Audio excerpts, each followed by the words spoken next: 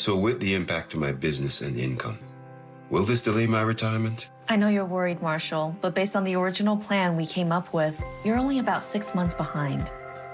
I thought it would be years, not months. You should feel good. Remember, you've got a plan. Thanks. With change comes questions. See the impact of your money decisions before you make them with RBC Wealth Plan.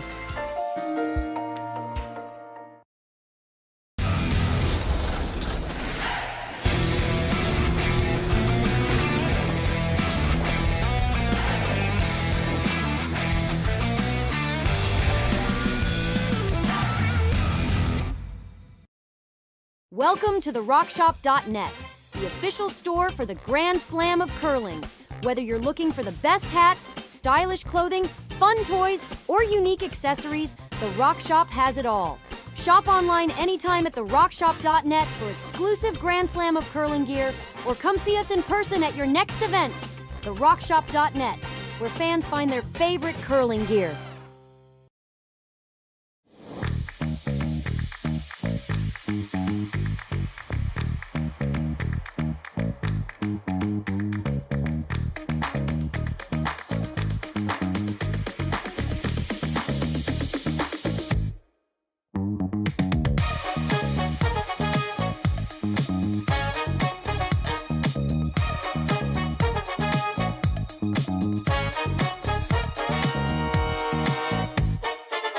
Hey Ben, what's the Aztec Safety online e-learning website again? Yeah, that would be aztecsafety.com. Fire extinguisher and firefighting, we'll send that one to Paul. Ah, now here's a course I should probably take. Conflict resolution. Power line safety. Yeah, I thought it might help me with my line calls. Did you know this Aztec website has over 100 safety courses? Jeez. Aztec Safety online course. Ground disturbance. Could have used that a few seconds ago.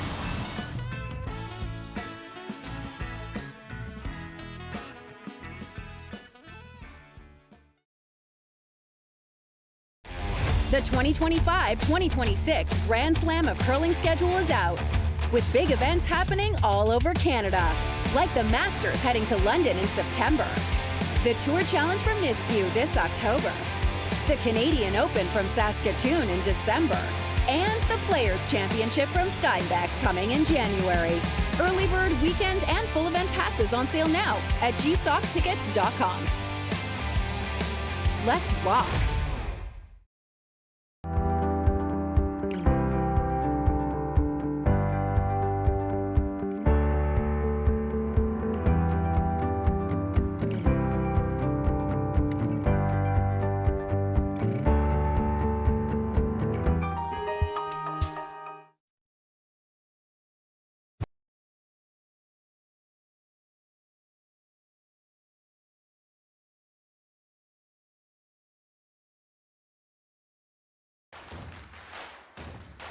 Imagine being able to stream every curling game from every sheet from any event, be it your Wednesday league game, bonspiel, or corporate event. Curling Stadium offers an all-inclusive streaming solution featuring high-quality cameras, ease of use, great reliability, and minimal installation. Offering your sponsors customizable ad space on your streamed curling games and being able to sell video packages to your corporate events for increased revenue. With Curling Stadium, you can stream to any device, be it your mobile phone, tablet, or computer. Push the feed to your desired platform, be it Facebook, YouTube, or any other social media. Curling Stadium is simply the way forward. Where it's commonplace in other sports to televise every game, we want to do the same. Curling is a global sport, and it's time it gets the coverage it needs. Make your curling club the next Curling Stadium. So with the impact to my business and income, will this delay my retirement? I know you're worried, Marshall, but based on the original plan we came up with, you're only about 6 months behind. I thought it would be years, not months. You should feel good. Remember, you've got a plan. Thanks. With change comes questions. See the impact of your money decisions before you make them with RBC Wealth Plan. Welcome to therockshop.net, the official store for the...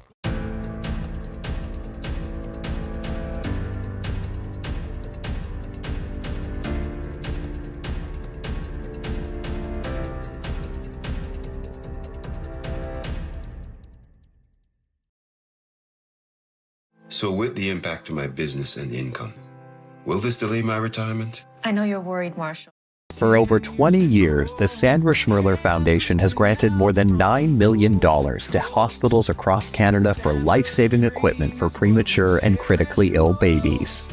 In the past 4 years alone, $4 million has been granted thanks to the curling community's incredible generosity. The need continues year-round, and with your help, we can ensure every baby.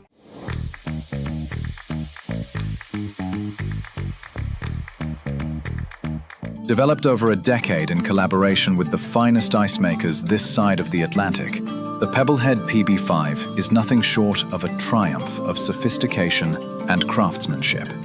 Weighing less than half its lumbering copper predecessors, yet boasting tenfold their durability, the PB5 delivers perfect, consistent ice, time after time.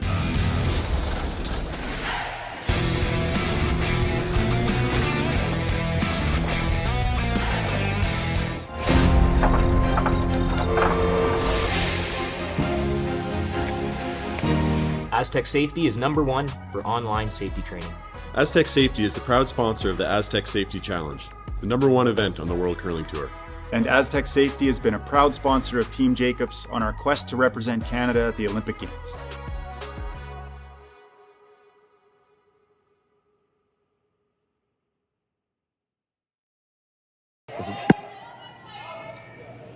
A very pleasant good evening, curling fans, and welcome to the Swift Current Curling Club in Saskatchewan.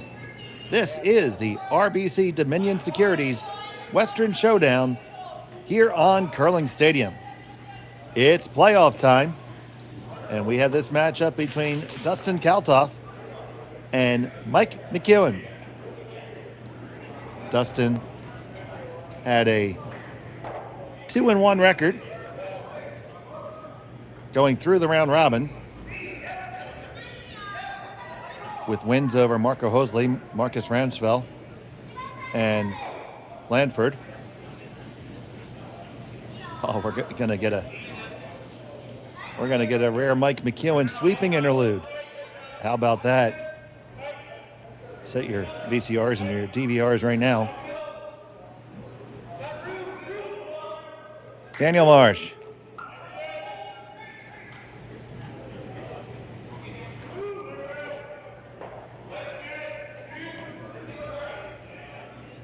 Mike doing his best job as a skip, as moral support here.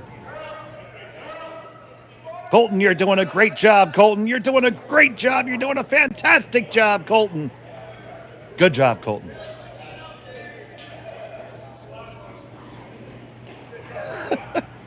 I think they gave him a good chuckle about that one, too. So Mike McEwen had a 1-2 record coming through. He lost to Chase Sinnen in his open, defeated Libas, and then lost a heartbreaker last night in the wee hours to Reed Carruthers in extra end. We had that game featured here on Curling Stadium, and ooh, it was a toughie. But lives to fight another day. And it is McEwen throwing the Redstones here. Kalthoff with the yellow and hammer here in the first end. My name is Dave Schmel. Thank you so much for joining us. Kaylee is handling our production duties. If you haven't subscribed to Curling Stadium and Curling Zone, please do. Cost you nothing. We just crossed over the 35,000 subscriber mark, and we couldn't have done it without all of you, our viewers. I know a lot of you enjoy our content and are not yet subscribed. It doesn't cost you a thing.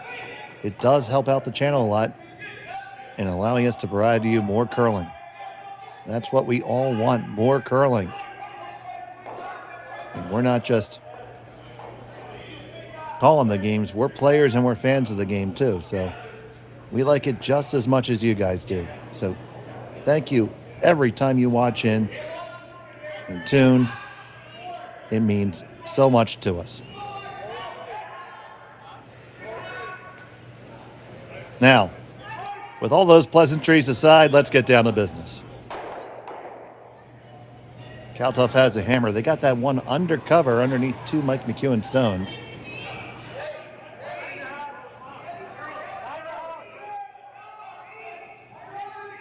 Marsh brothers are doing me no favors today. They have the exact same gloves on today.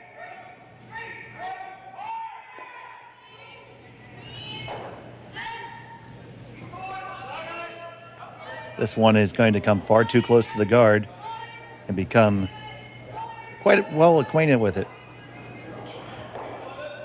There's a port about one rock wide there. If Mike wants to take it on, playing that little tap up is obviously tremendously easier. But it's not as easy as it looks, because if you look at the overhead, you see there's 4 feet behind there. So you almost have to hit everything that you see.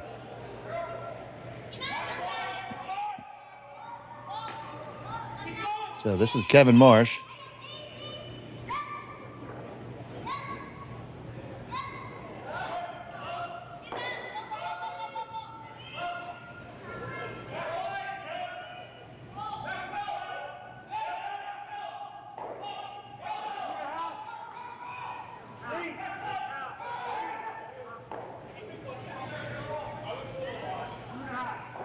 They don't get through the port, but that's a good outcome. Gives him a couple different ways here. And Dustin's just going to want to draw underneath that.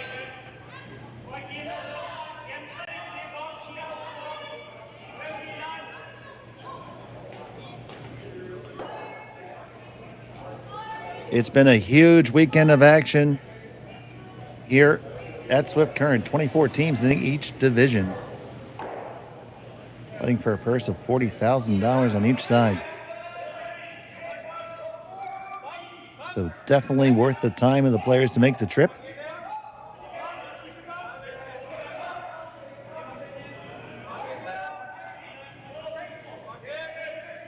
This one slides on past, no problem. Comes in contact with their stone now.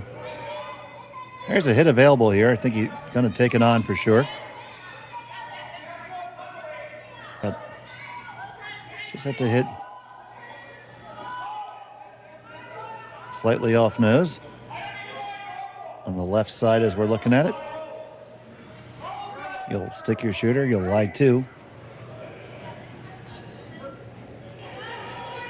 First stone that we get to see from Colton Flash.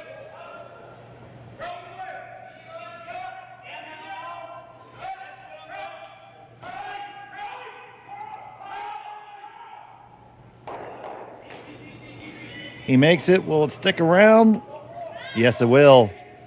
Great shot by Flash there. See, they are 1 and 2.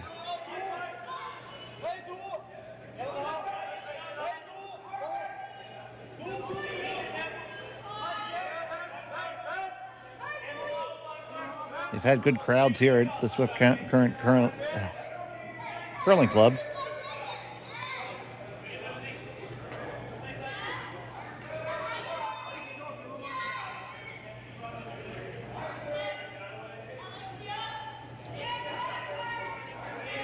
See the visitors gallery up there. Plenty of folks watching the action across all 6 sheets of this fine facility. And the holiday spirit is alive and well. Got the tree there in the corner. Hopefully no tinsel. Don't want any pics.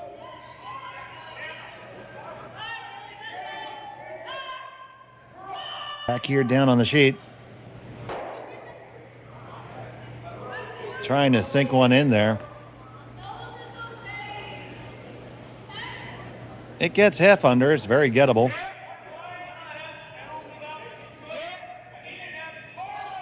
See about a third of it.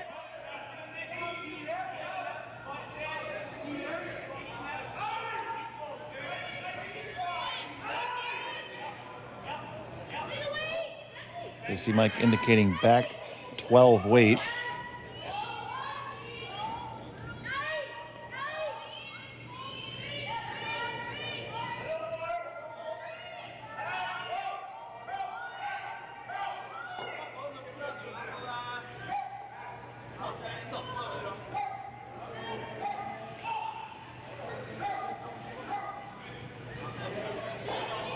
Going to make the hit.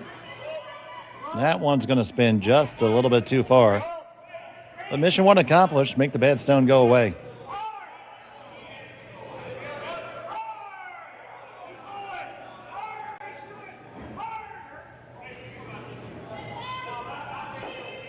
Kevin Marsh makes his way back to hold the broom for the skip.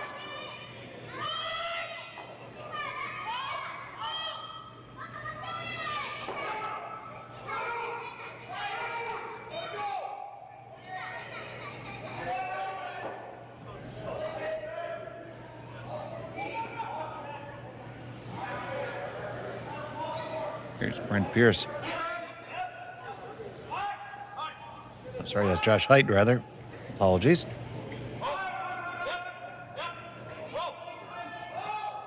The other alternate Jacobson with him.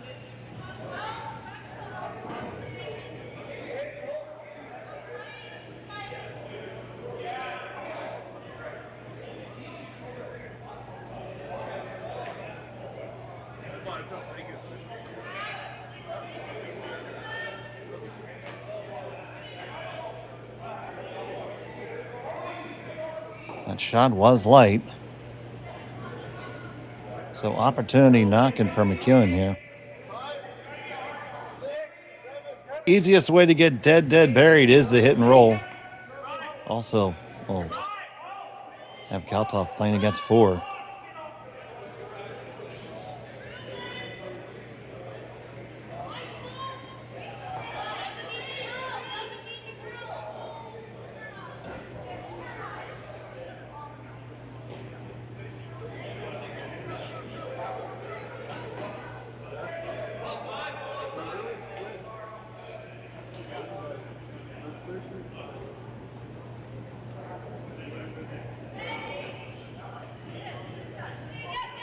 Mike McEwen, Manitoba, now curling from Saskatoon. This first. Gets the hit, gets a big old roll. That's fine. Shot works just fine there for Mike. They lie 1, 2, 3, 4.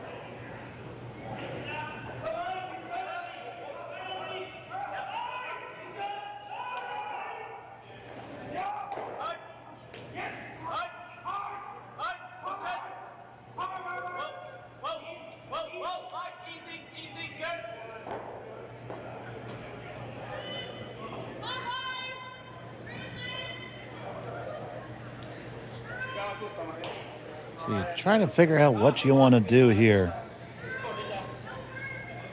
That's a good option to get under cover because, as we've seen all week, tough to get around a tight guard all the way.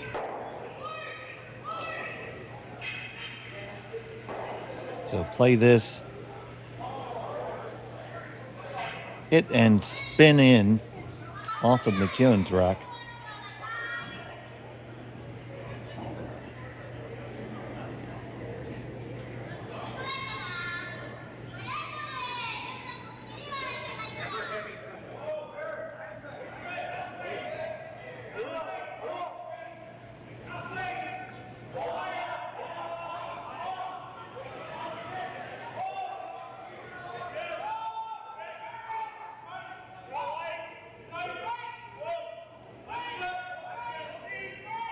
Pretty light rotation here. It's taken off. And it wrecks on the guard. Just a little soft on that release. That's Kalthoff.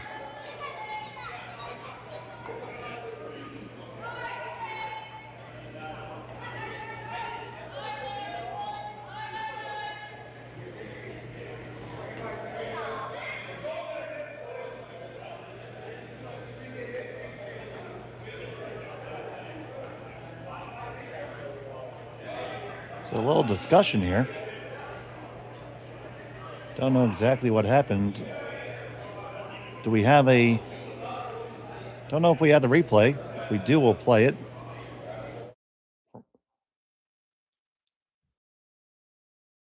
That's the wrong one. Don't worry about it.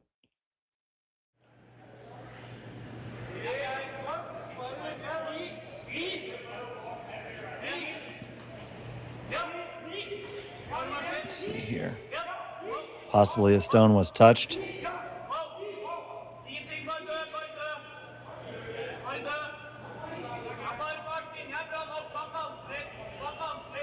Either way, they've made their decision.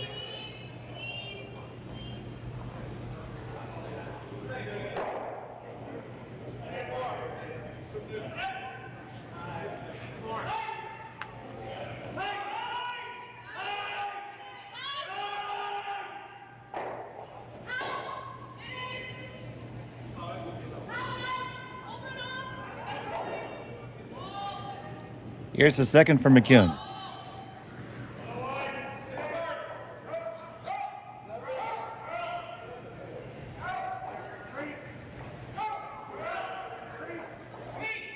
Just looking to guard the path on in there.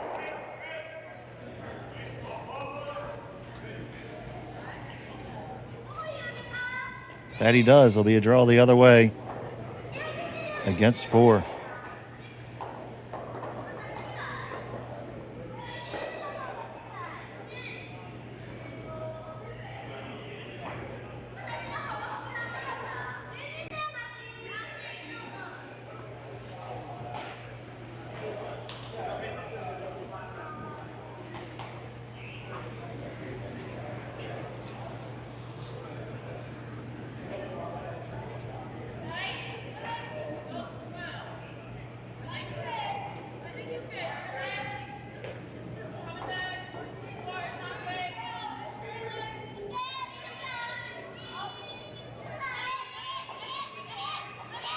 So, big spot here for the skipper right off the bat.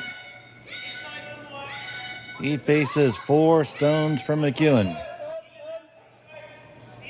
Kalthoff, final stone of the first.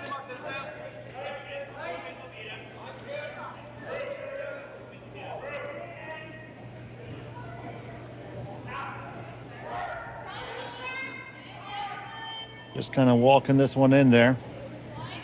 They like it, and like it they should.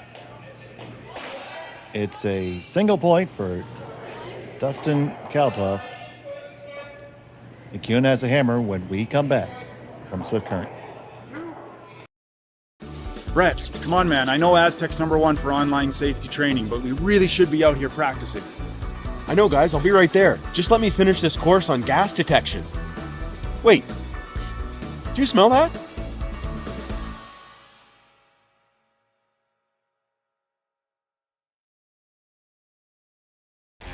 The 2025-2026 Grand Slam of Curling schedule is out, with big events happening all over Canada, like the Masters heading to London in September, the Tour Challenge from Nisku this October, the Canadian Open from Saskatoon in December, and the Players' Championship from Steinbach coming in January.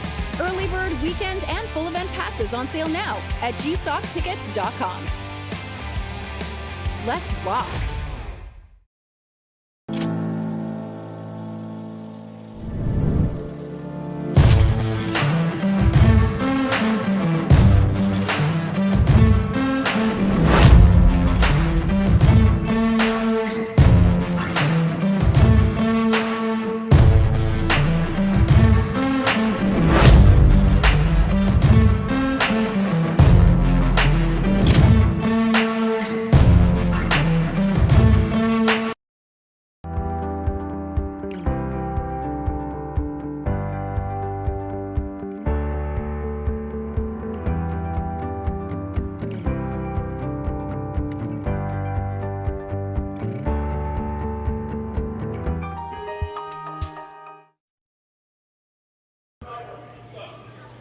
Welcome back to Swift Current. Second end. Dustin Kalthoff got that draw. that he needed to dig out of that.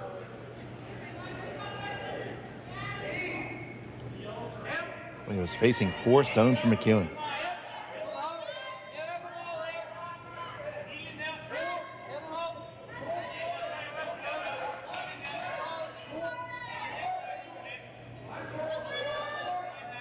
That one just a skosh heavy there. Pushes the McEwen stone further undercover.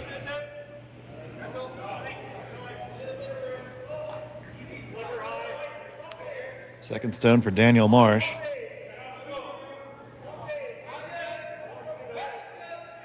I bet you those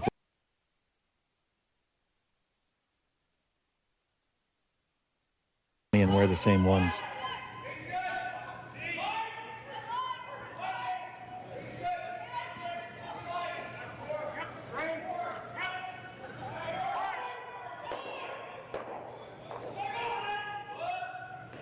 Well, we know that that's Kevin sweeping.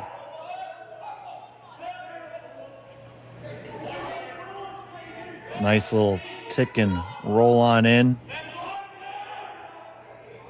You see where Dustin wants it. Been watching this curling all day. It's tough to get there.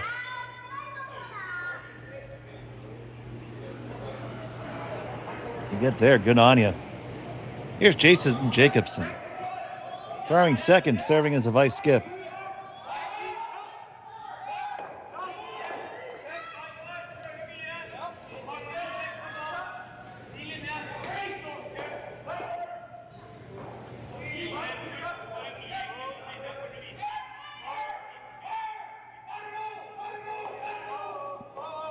This one's going to hit the one on top.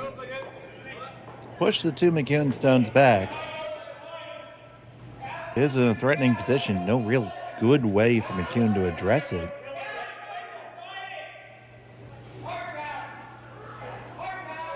Honestly, putting a third one in sounds like a fabulous idea right now.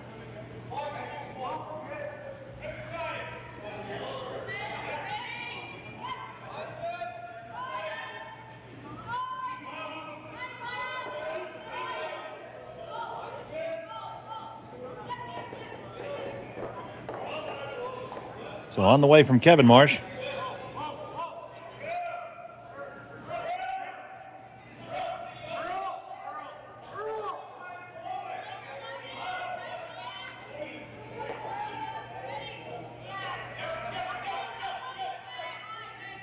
They just come down to the corner and chap off of it.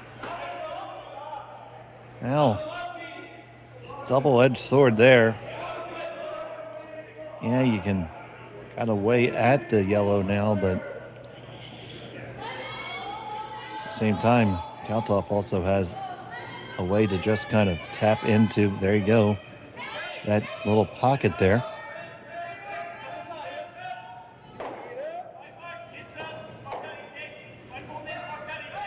The 2 shot stones. So Jacobson.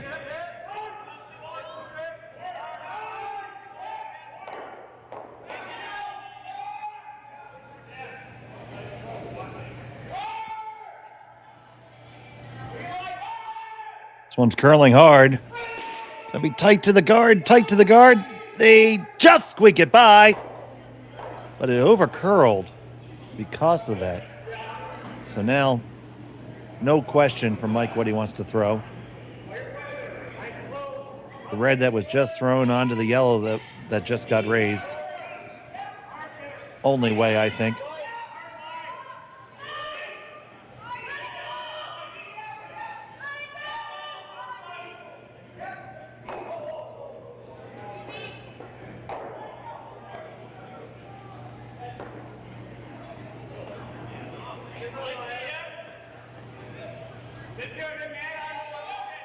Kevin Marsh, early in the end, but you need this one.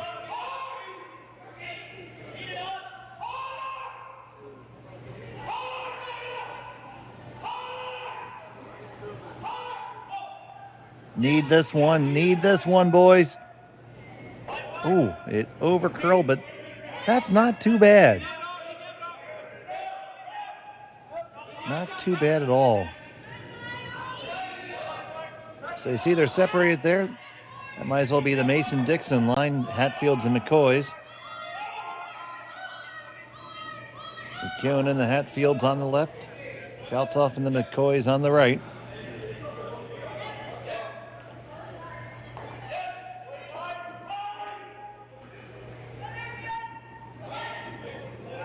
So Josh Height.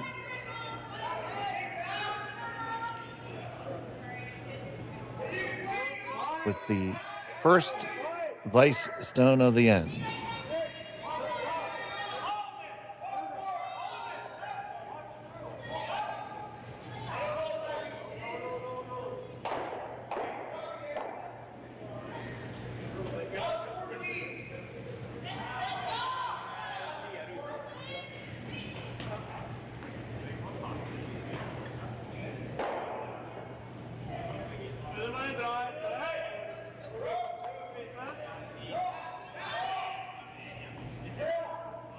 On the carve is Logan Eady.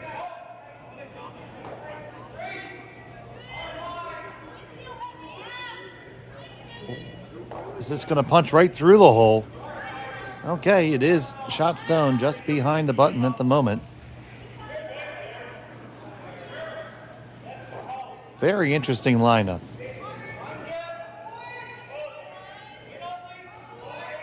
You see, you have shot stone there just back behind the tee line.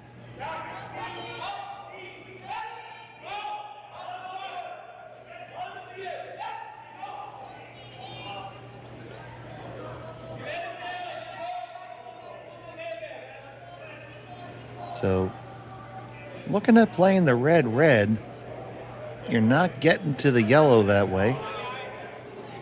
You're going to chap off your own. But you'll get yourself a few different angles to be able to make a play on the stone that just got thrown.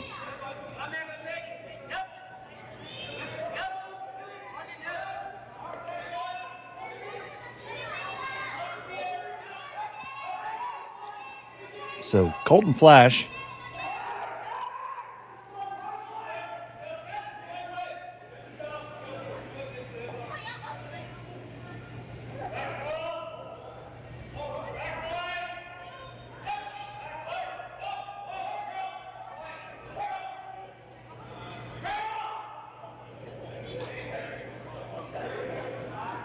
trying to carve it over. Looks pretty good. Ooh, just chips there. Need to curl up a little bit more. And that's pretty unfortunate. Because there's still not a lot of good ways to get to that red. Easiest way that McEwen has to get to it right now. Well, there's a couple different ways. And Dustin's looking at them now. Mike could play off his own there on the right side of the overhead. Or they could drive the yellow on the 8-foot back. So you can't guard them both.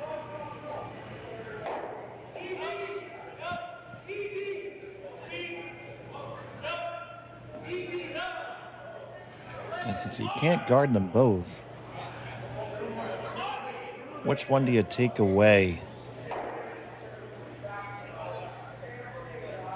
I think that if I was going to decide to take one of them away, I would lose the red there on the outside.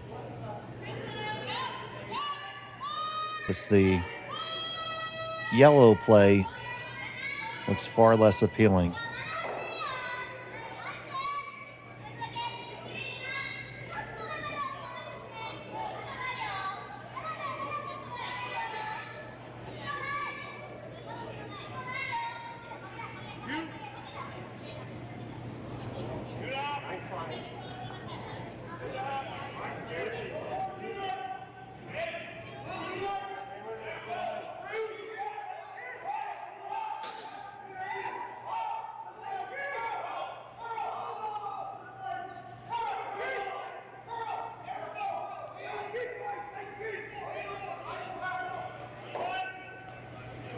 I don't agree with that shot one little bit. I think he just made the shot for Mike. It was so tough to get to that red. If we can punch that up there again, they're going to take a look at this for a second.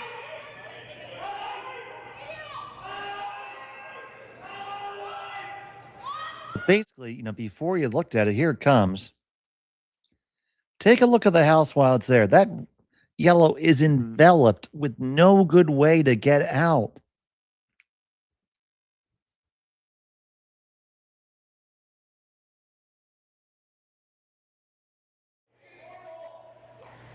That was the shot before. Now it's Mike's chance. And there are a bevy of ways to release that. Almost such to the point where he doesn't have to even do it yet. I thought for, a second last shot that he would have to make a play before it was too late. But now,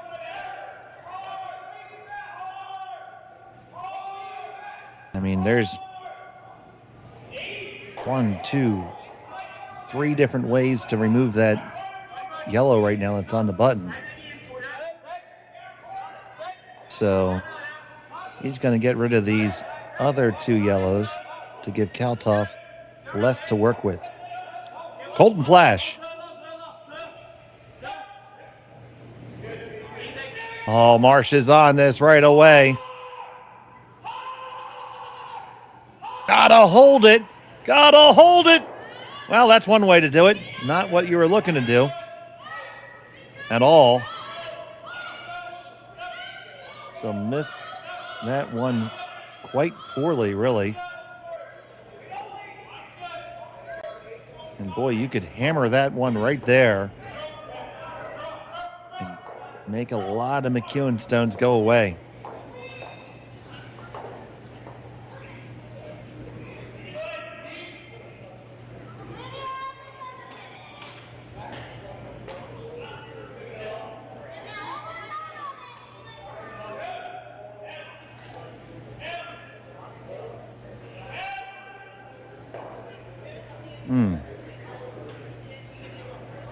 That was narrow right off of Flash's hand the whole way, and it just never got better.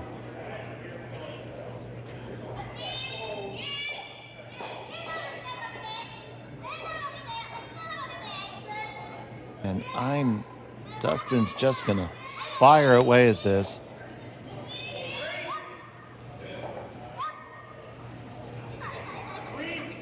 You're losing at least 2 reds.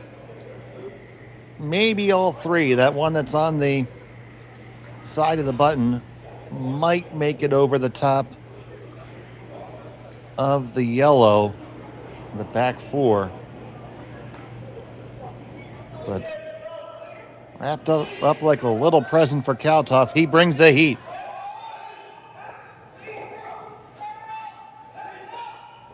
Trying to walk it over a touch, off and on. This is right where you want to hit it. Bam! And just like that, you were looking at giving up a bundle. Now there's just 1 stone for McEwen.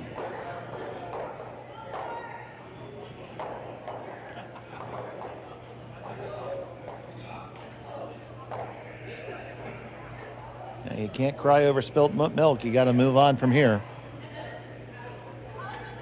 That stone's a threat. It's also covering your shot rock.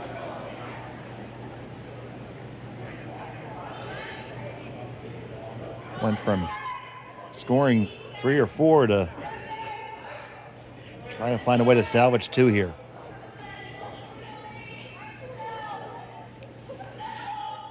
Fortunes can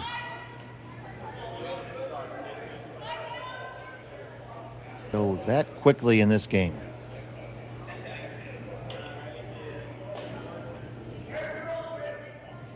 So here's McEwen with his first of the second.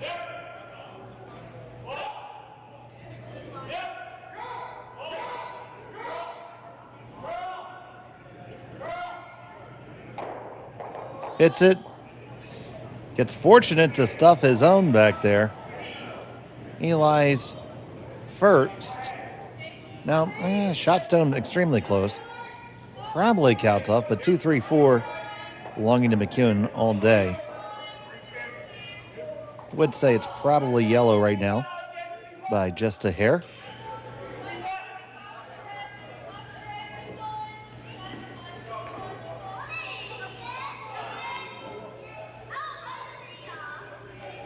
Kalthoff still has to make this well. Or else there's going to be 2.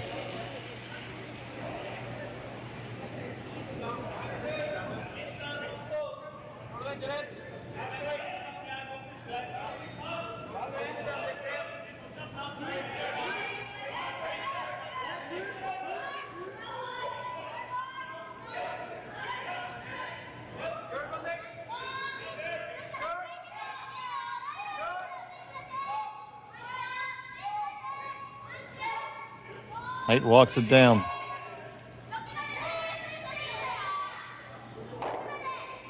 Makes the double, rolls for shot.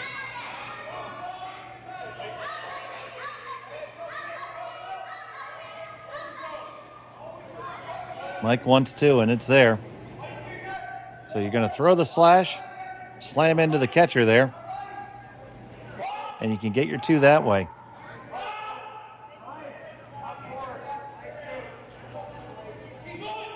He was eyeballing this shot from the beginning.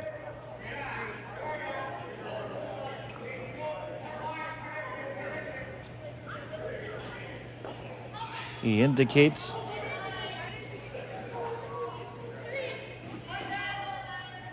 that corn broom with about 47 layers of tape on it.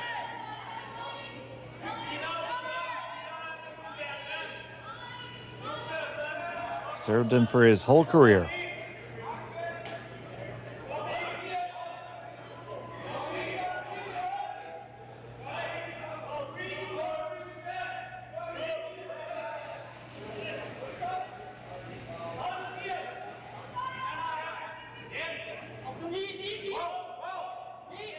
Here's McEwen. Final stone of the second. Looking for the slash. Flash trying to move it in a little bit. Get the 1 over the top. Oh no, you jam it. And it's a steal of 1 for Dustin Kalthoff. He takes a 2-0 lead into 3. McEwen has a hammer when we come back. Welcome to the RockShop.net, the official store for the Grand Slam of curling. Whether you're looking for the best hats, stylish clothing, fun toys, or unique accessories, the Rock Shop has it all. Shop online anytime at therockshop.net for exclusive Grand Slam of curling gear, or come see us in person at your next event. Therockshop.net, where fans find their favorite curling gear.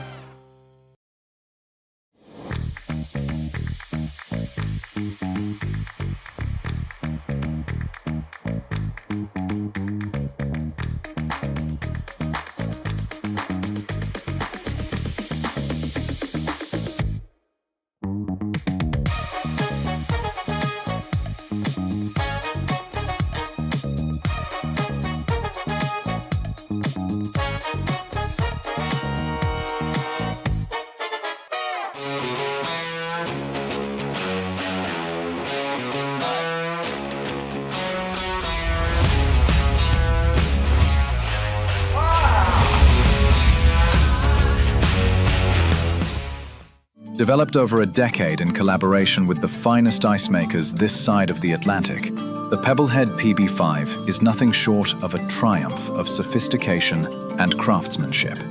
Weighing less than half its lumbering copper predecessors, yet boasting tenfold their durability, the PB5 delivers perfect, consistent ice time after time.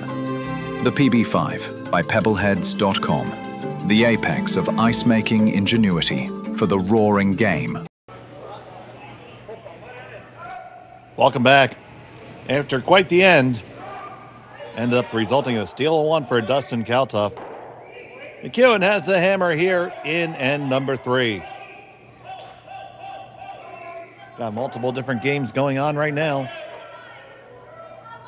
We'll keep you updated on the scores as they come in.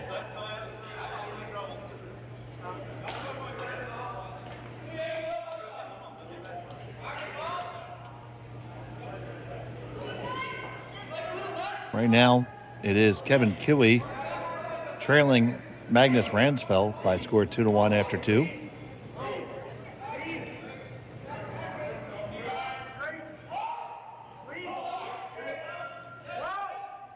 Kyle Waddell 2-1 over Jacob Libis, and it's tied up between Michael Bruner and Jordan McDonald.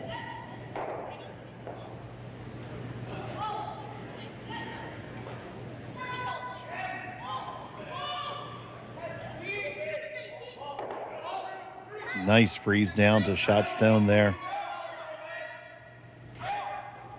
by Daniel Marsh.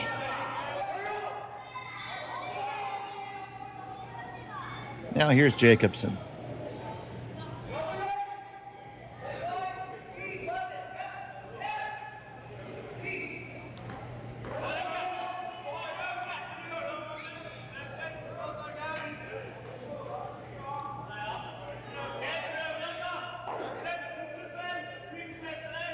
This one needs to come down a little bit more. There we go. Now we're starting to see some made shots. Beautiful, beautiful, beautiful.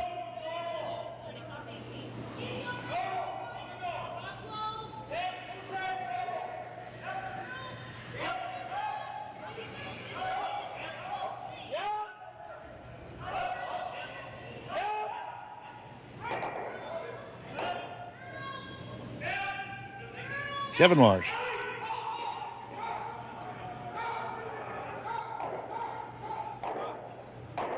Run it back, shove it back. Way back and split it off. Oh, that was nifty and sneaky.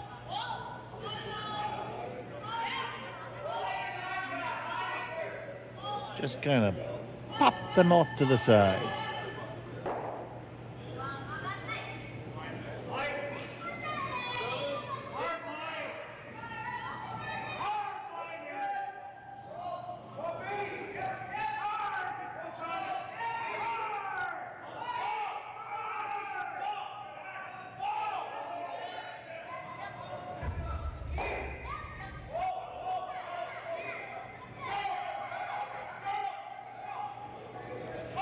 I will tell you, though, Jacobson has draw weight in his pocket.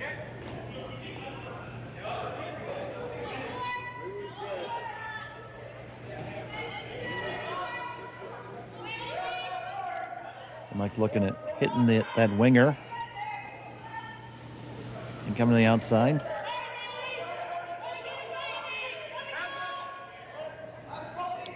Good throw, draw through that port and be behind cover. Inside that Mike's standing on.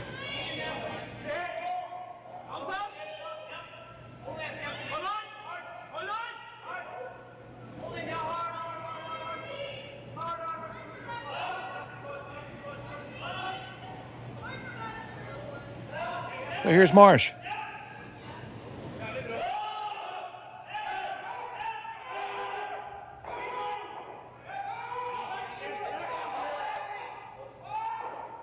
They get it, they push it, they roll it, they stick it. Execution right there. Well done.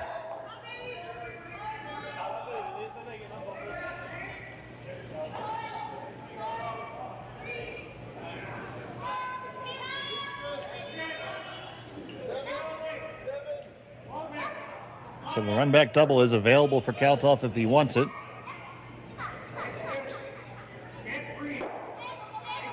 Liz them all. You're going to leave a guard doing this. The pros outweigh the cons. Asking for peel weight from Josh Height with the purple Blue Jays cap.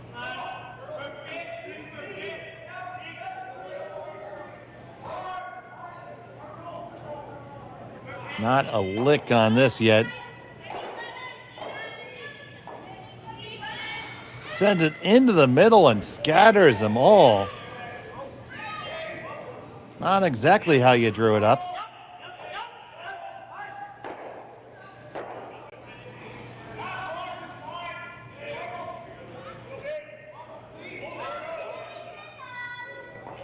Hit a little bit of everything on the way by. Going to give a pretty simple chance for Flash to lie two with a lot of spacing here.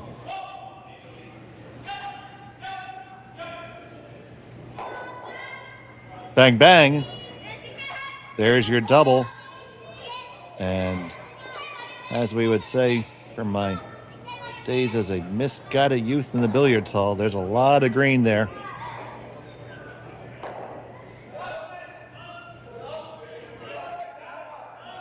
I wasn't too misguided. I wasn't cool enough to be that misguided, but I'm cool now.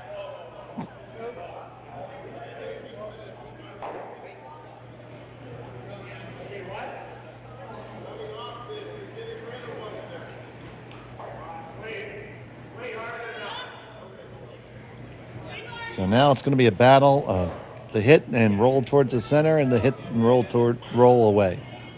Trying to avoid the angle for the cross-house double.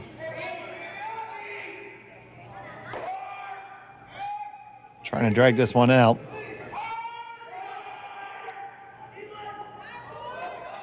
It's going to roll a long, long way. Can they get it to roll under cover?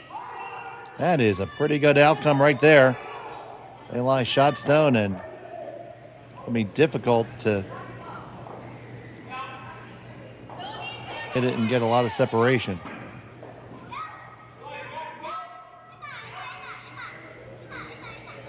Bit surprised Mike's taking this on as a run as opposed to throwing from the intern side. But they just saw this, so I can definitely be a part of it.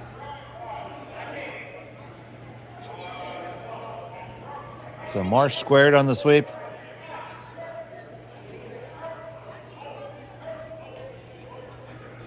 Oh, sneak by, and they're just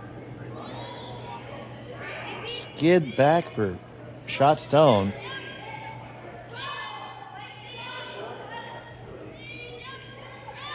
Just looks like that was down weight off the jump. A little narrow as well.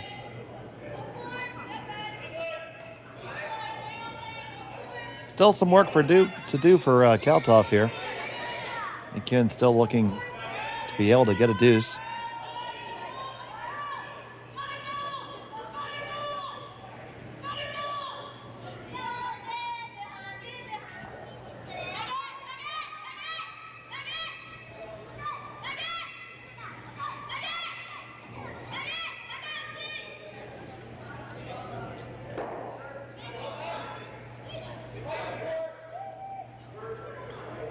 Just going to navigate through that hole and remove the back red.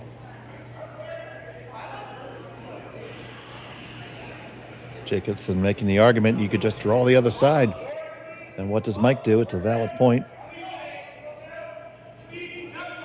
You'd be forced to run back the center.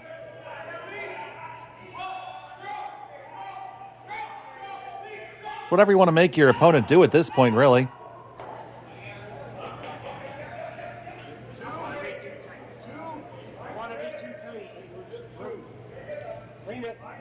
And we're going to come on down and take another look. Didn't like what he saw from the hack.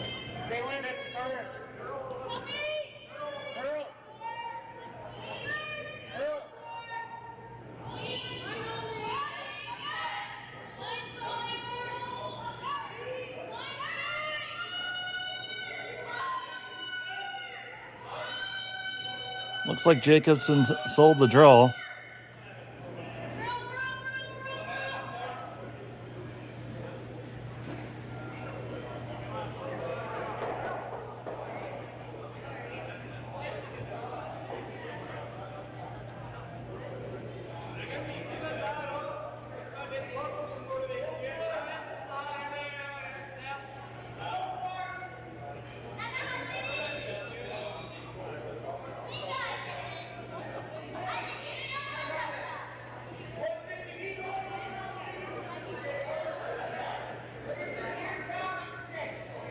He brings his first to the third end.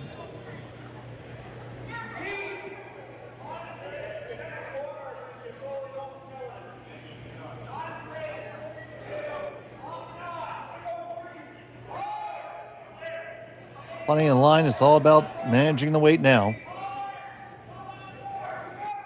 Going to bury quite nicely and be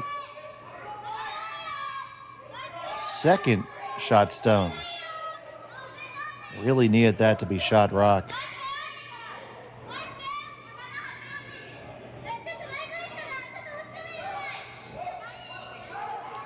Now Mike can't just leave that stone there because it's extremely tappable.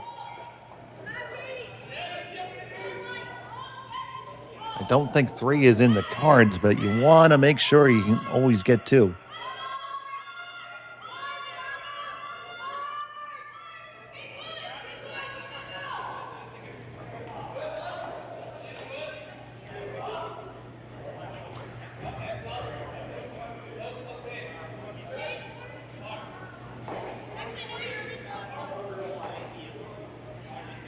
So he's going to play off his own into the yellow.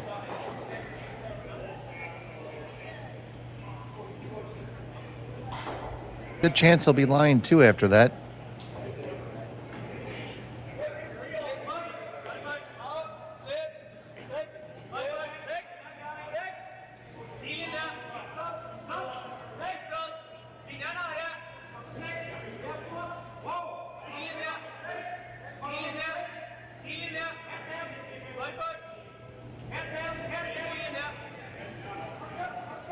Stone for McEwen.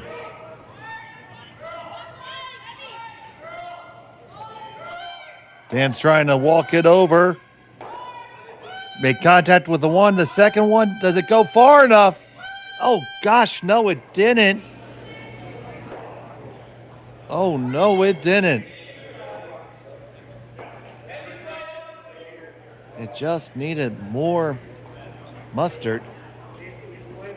Shot stone belongs to Kalthoff, and you sink another one in there. Still have to be careful with where you put it, but boy, missed opportunity.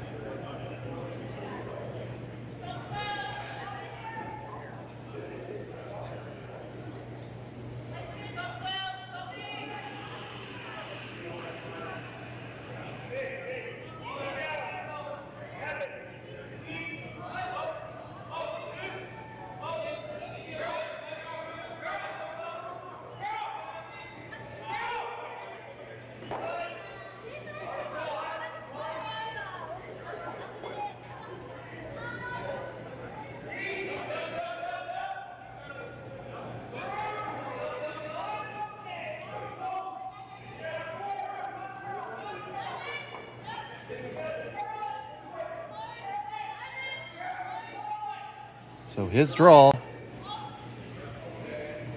Wants to be in there, shot.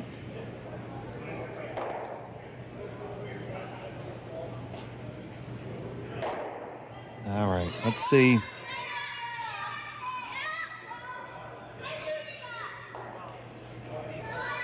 Is Mike going to try to draw up something magical? I feel like you just had to take your one here. Yes, that exists. You can redirect off that yellow onto the other yellow and score 2 that way. You miss it, you're down 3.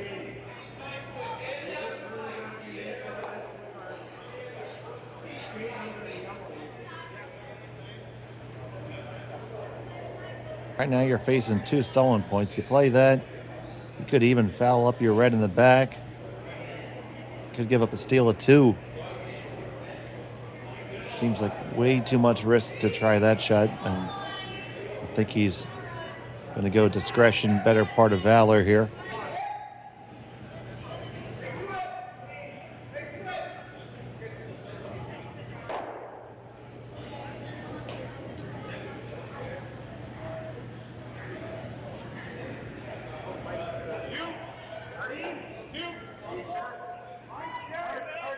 We'll see. Facing 2, Mike McEwen.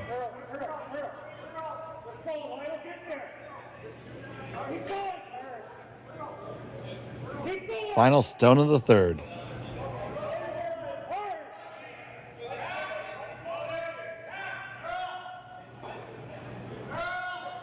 Flash on the carve. Looks like he is going for the little redirect here. Needs to get less of it than that. At least spin in to be shot. Oh my goodness, I don't think it's even shot. Let's take a look at it. Colton, you gotta get out of, you're not the vice, get out of there. Oh, it's yellow. Marsh knows it. They're gonna get the stick, but you could see the way he rolled his head just then.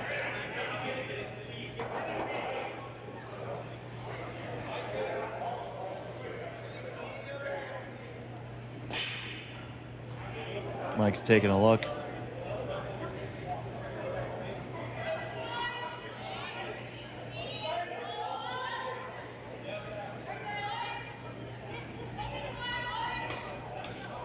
Colton is much better at being a door than a window.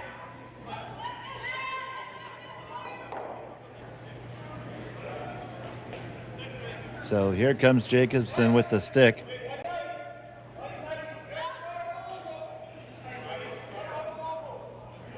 I'm with the peanut gallery. I think it's yellow.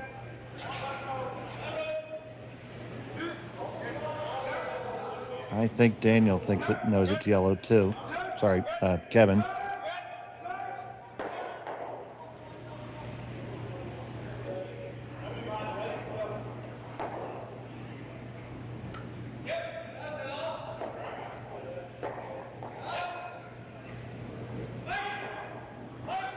And yellow it is. Be back in just a second on Curling Stadium. Hey Mark, you ready for this game tonight? Yeah, I'm excited, man. Cupsy, what are you doing over there? Don't worry, boys. Was just on AztecSafety.com, took a fire extinguisher safety course. Paul, I'm putting out the fires from now on. Woo!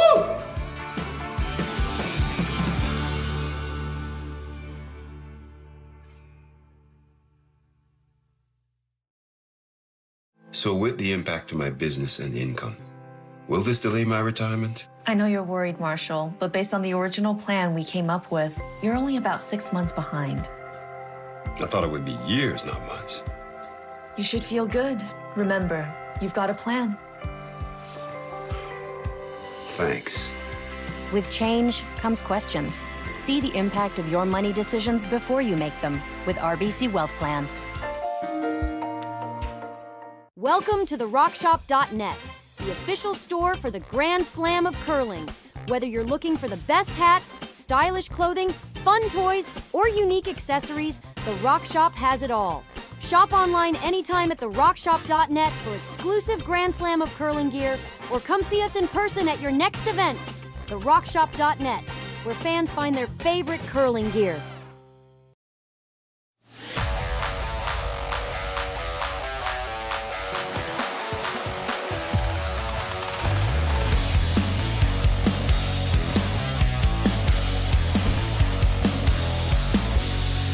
That day.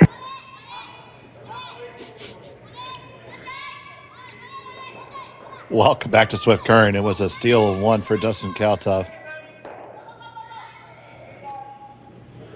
He is ticking away at Mike McEwen with a series of paper cuts here. McEwen has the lead.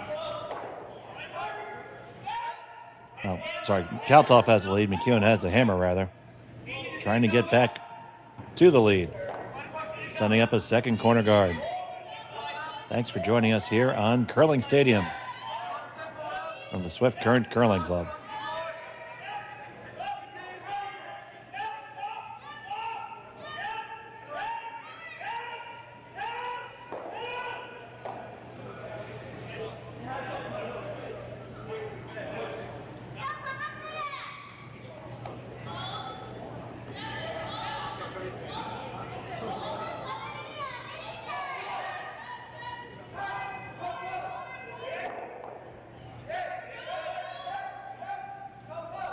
Two guards up.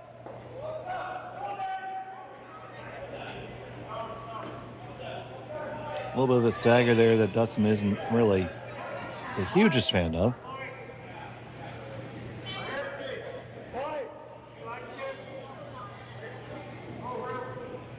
Here's Jacobson.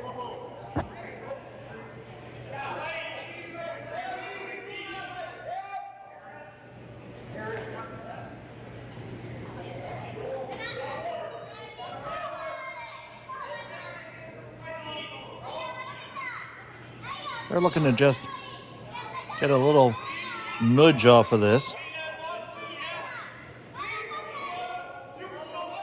Just kind of like that. Called and made. Good shot. Triples there.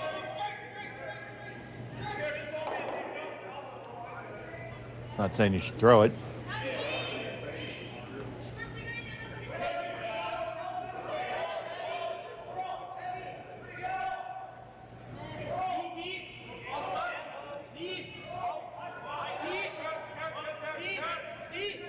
We're going to come down and talk to Mike about this one.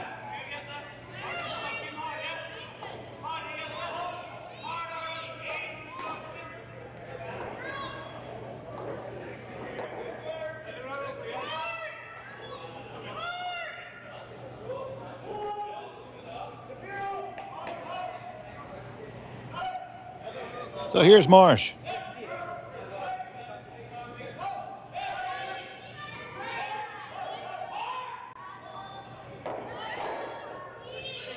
They make the double, they nudge into the catcher. Decent result, but Dustin's just going to make that stone go away.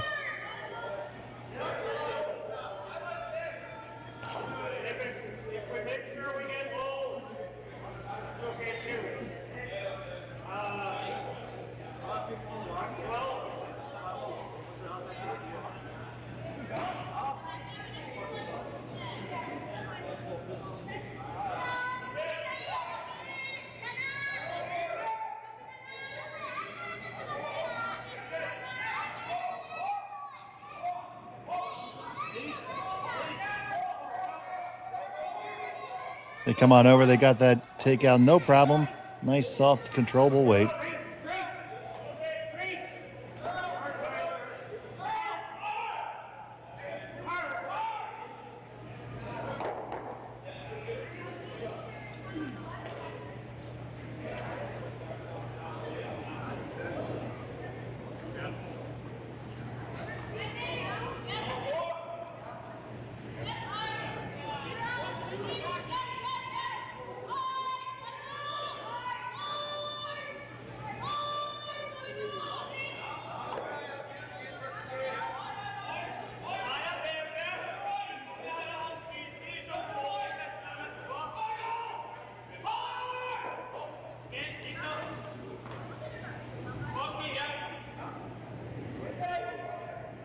There's a nice draw. It's undercover.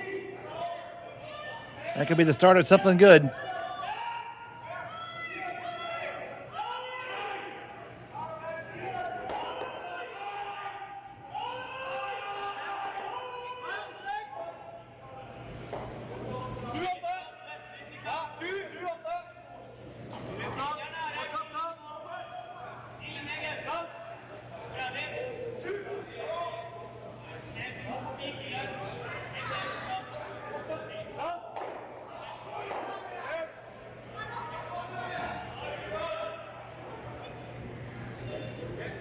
Well, I think we might have a burned rack there. We're talking it over. And Mike's going to pull it. Didn't see exactly what happened there.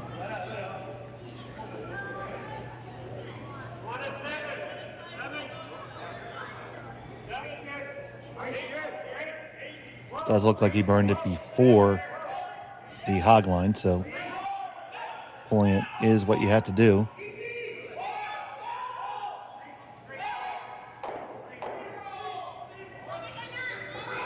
Good on Logan for calling that on himself.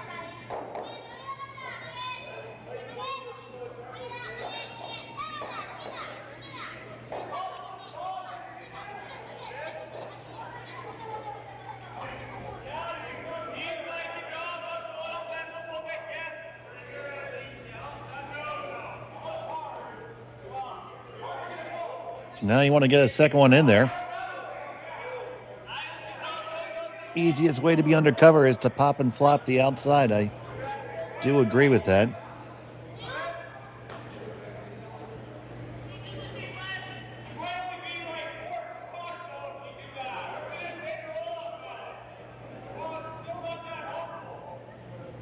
Not easy to draw down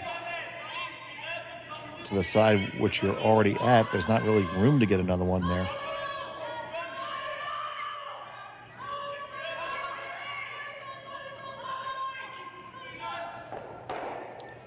So Colton's going to go talk to his skipper here.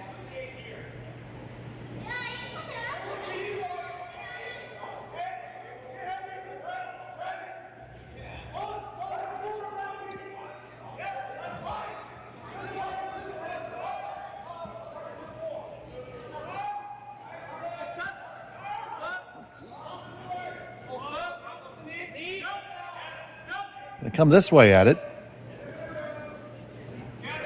Hit that top guy. Spin underneath the corner.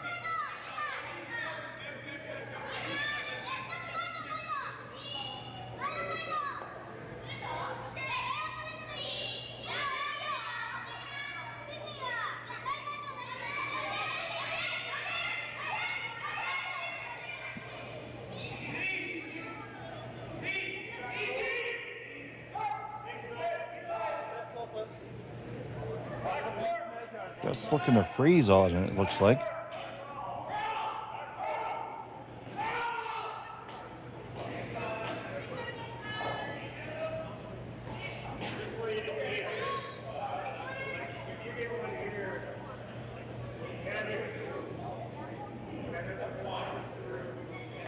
So it hit and rolls over on top of the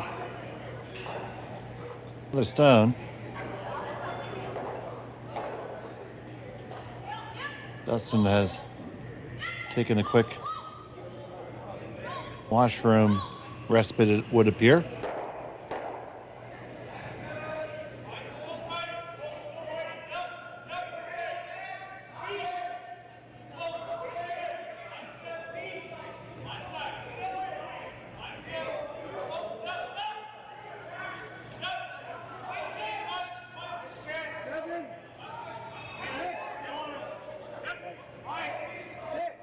Shot stone belongs to Dustin.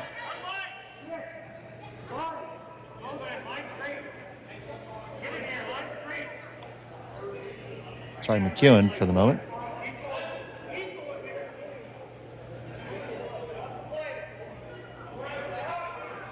Looking at just kind of splitting their own rocks here.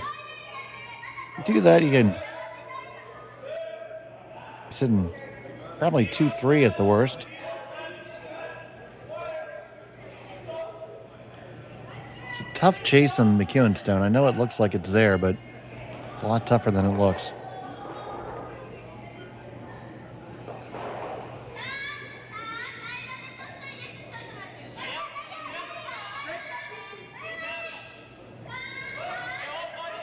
So here's Josh.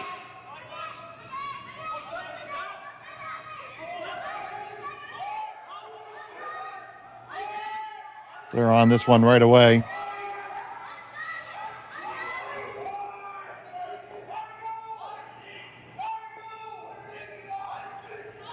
And get the street promote here. To the tee line.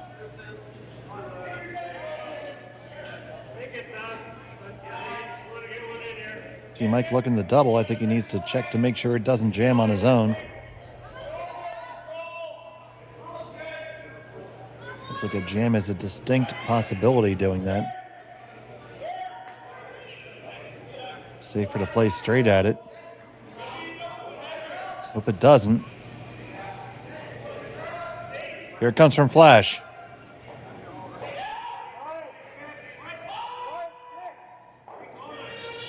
Marsh on it. Hit the one over the top, loses shooter.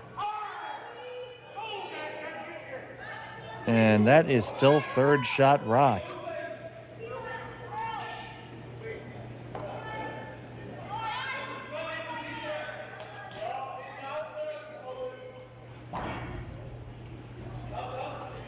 So right now, if you're Dustin, drawing down to shot stone seems like one heck of a good idea.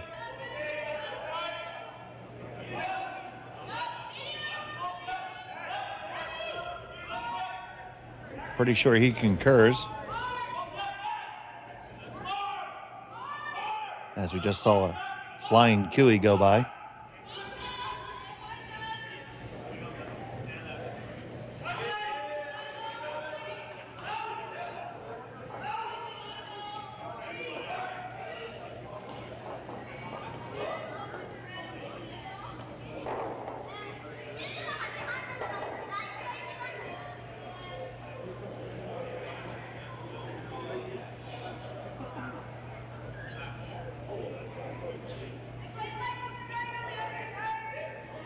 So Dustin Kalthoff with his first in the fourth.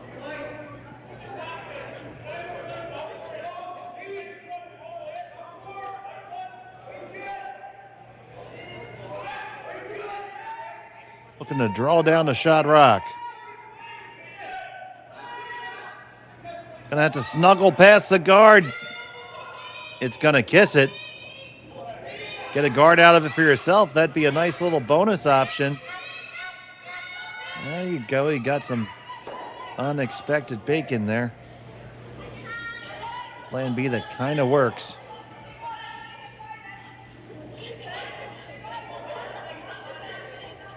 Pretty sure it's yellow.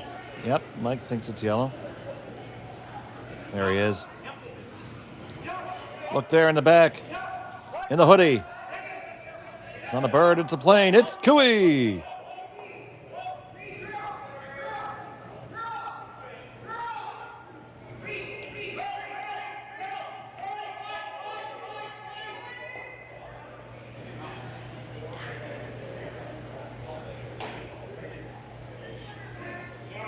So, looking to dig this one out. Certainly there, you do that, you can roll under cover in line two. Very makeable shot here for Mike.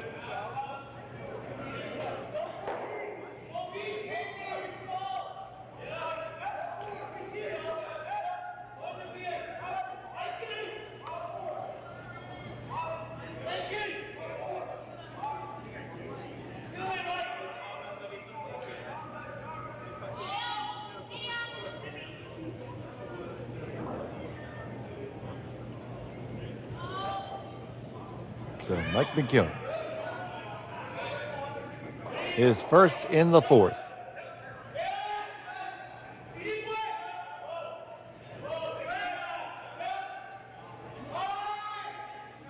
This looks pretty close. Needs to curl up just a hair. Get the roll over. Dead under cover. That's a nice shot by the skipper there. Mike McEwen lies 1 and 2.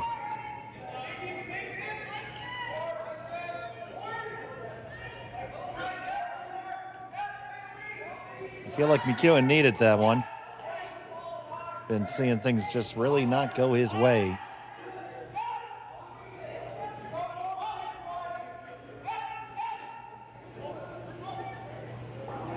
Throughout this game and really going back to last night.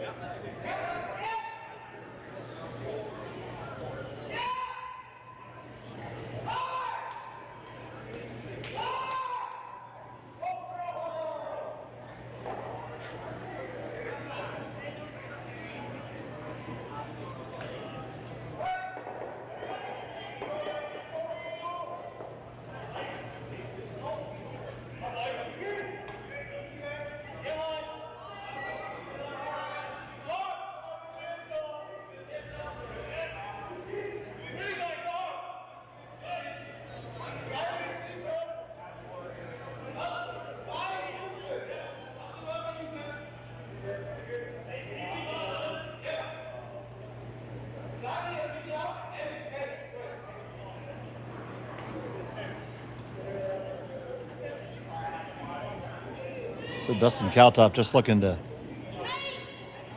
nuzzle on in, draw another one in there.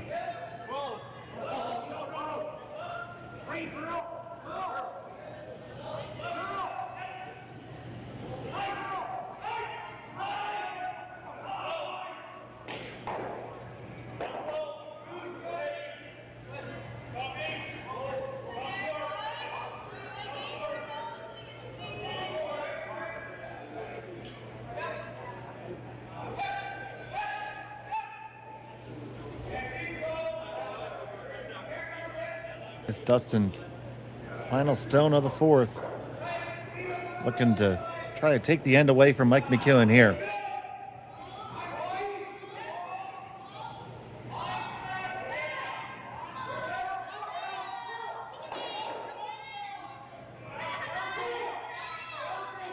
This one's curling nicely. They're going to try to carve it over a little bit more. Don't want to leave any separation. Oh, when he does. So a big miss there by Kalthoff. And McEwen has a shot for three. My, oh my.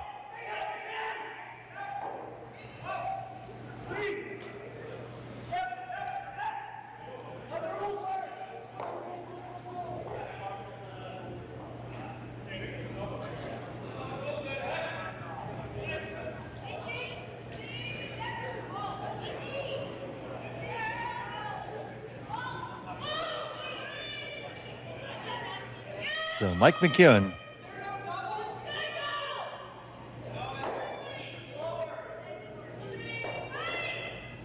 final stone of the fourth end, looking for a hit and stick to tie it up.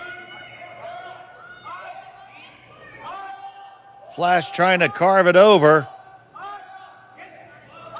Walking over, just clears the guard, and you make it.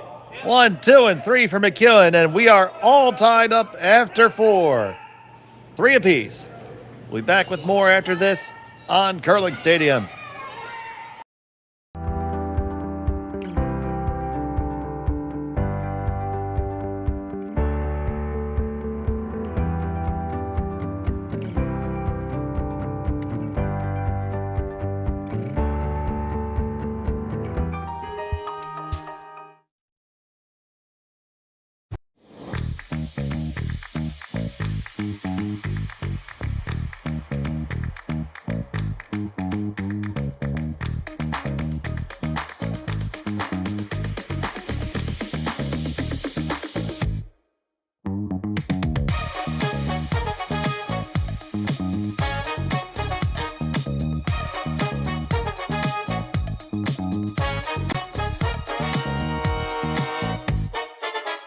Hey Ben, what's the Aztec Safety online e-learning website again? Yeah, that would be aztecsafety.com. Fire extinguisher and firefighting, we'll send that one to Paul. Now here's a course I should probably take. Conflict resolution. Power line safety. Yeah, I thought it might help me with my line calls. Did you know this Aztec website has over 100 safety courses? Jeez. Aztec Safety online course. Ground disturbance. Could have used that a few seconds ago.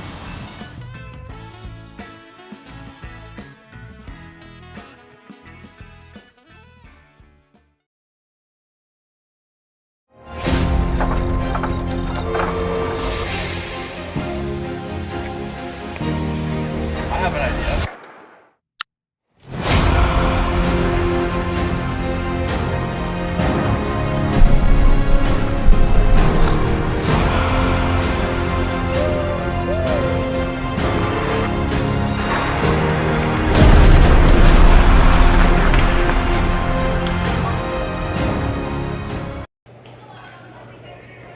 And welcome back to the Swift Current Curling Club. It's the RBC Dominion Securities Western Showdown. My name's Dave Schmel. We are all tied up here after 4. McEwen with a big 3 spot in the fourth to level the score. Dustin Kalthoff has the hammer in the fifth, playing the Yellow Rocks. Lots of action happening this draw. In addition to our game, we have Kevin Cooey tied up against Magnus Ramfeld. Kyle Waddell tied up against Jacob Libis. And J-Max Jordan McDonald has a 4-2 lead over Michael Bruner. On the women's side of the bracket, Kayla McMillan and Faye Henderson are all knotted up at 2. Also knotted up at 2 are Fujisawa Satsuki and Serena Gray Withers. So the playoffs are rocking and rolling. We got great curling here this evening in Swift Current.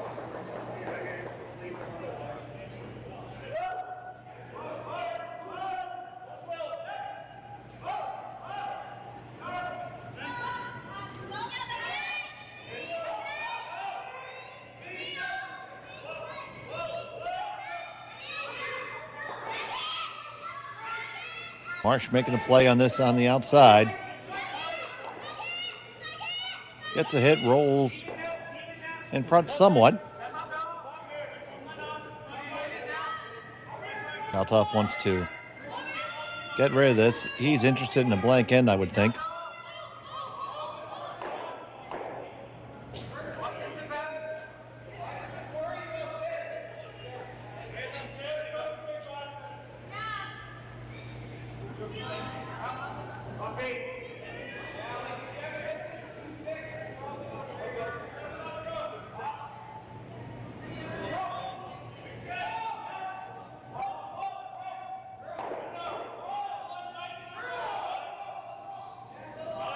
And away they go.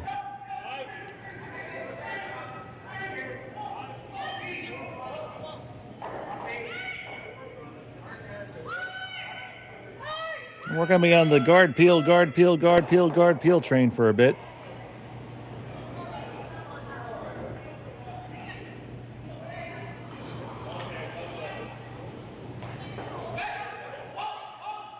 So here comes the guard.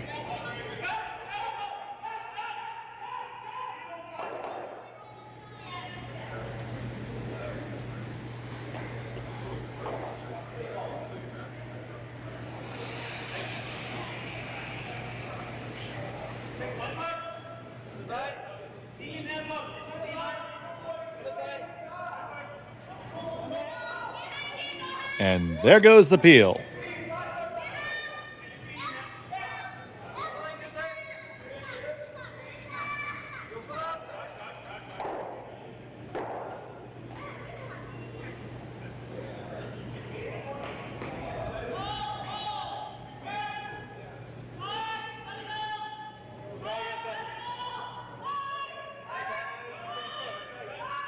One more time from the top.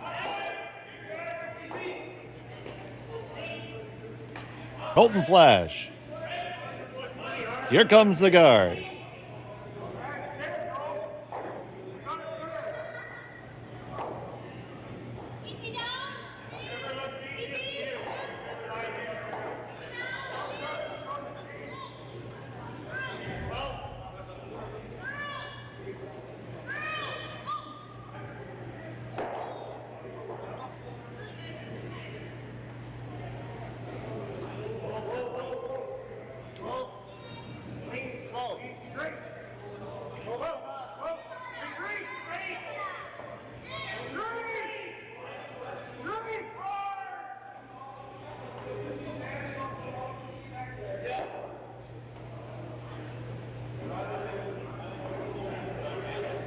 And there goes the peel.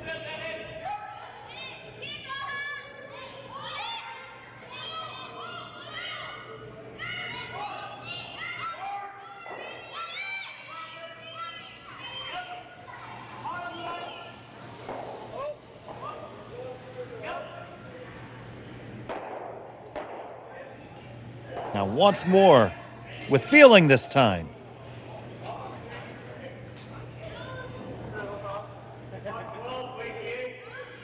Here comes the guard.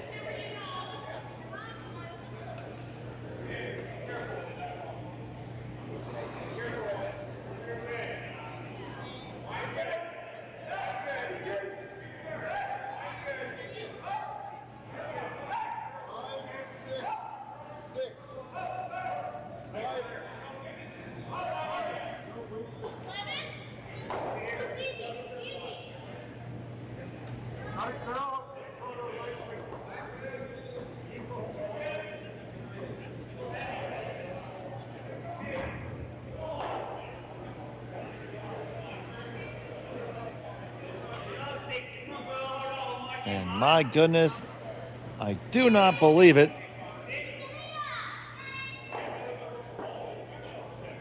There goes the peel.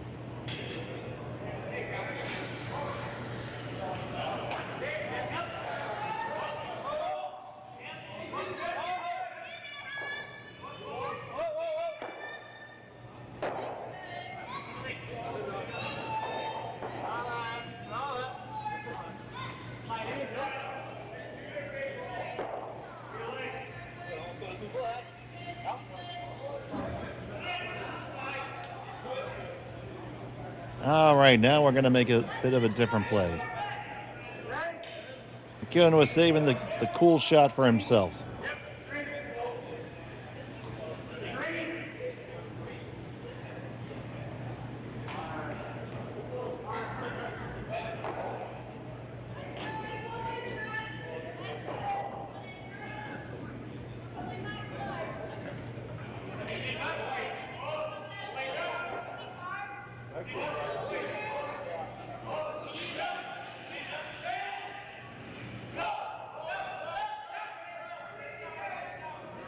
Tap it, push it, separate, separate, separate, separate.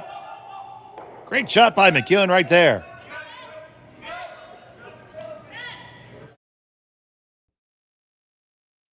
I'm going to take another look at it. You see Flash walking it over. Leaning that big body into it. They get it, and now get that separation, leave them dead even. No double to be had there. Good team shot there. Wants to deny Kalthoff of the blank that he covets at this point.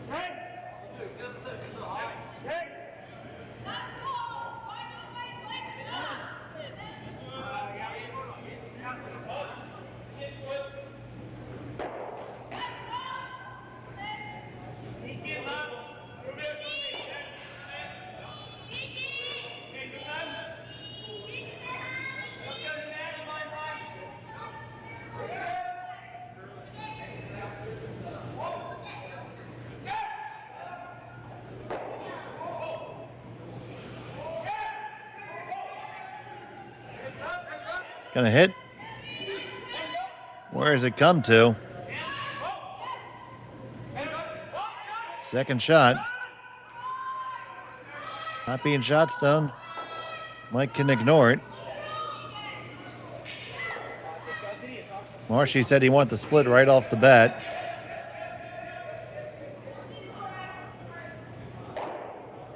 I agree with Marshy.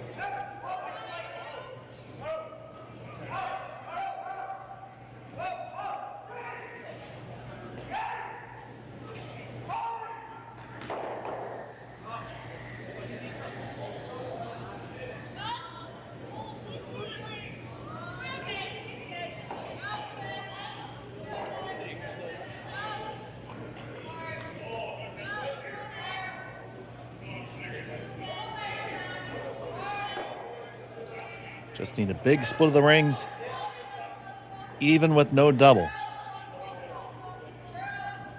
And you'll get the force and the hammer back in the all-important 6-10.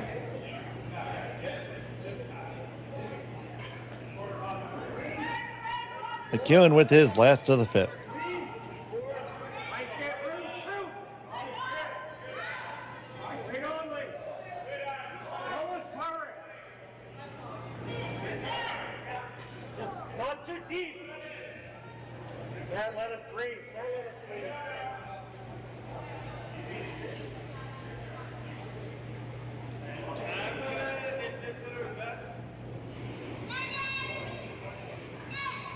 Almost went too far, but I think it's okay.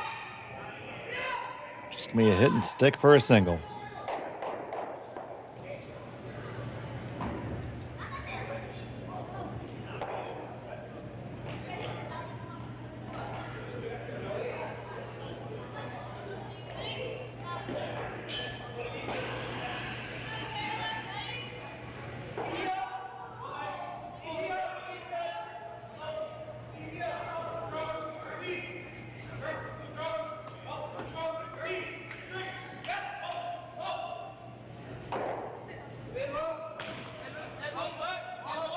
Final stone of end number 5, Dustin Kalthoff.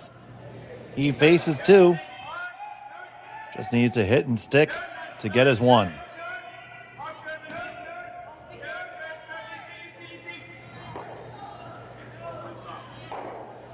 There you go, hang 1 yellow. He leads 4-3.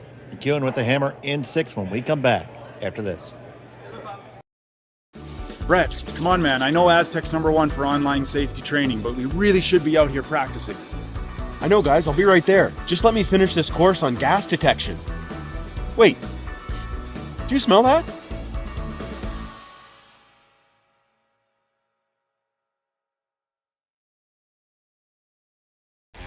The 2025-2026 Grand Slam of Curling schedule is out, with big events happening all over Canada, like the Masters heading to London in September, the Tour Challenge from Nisku this October, the Canadian Open from Saskatoon in December, and the Players' Championship from Steinbeck coming in January. Early bird weekend and full event passes on sale now at gsoctickets.com. Let's rock.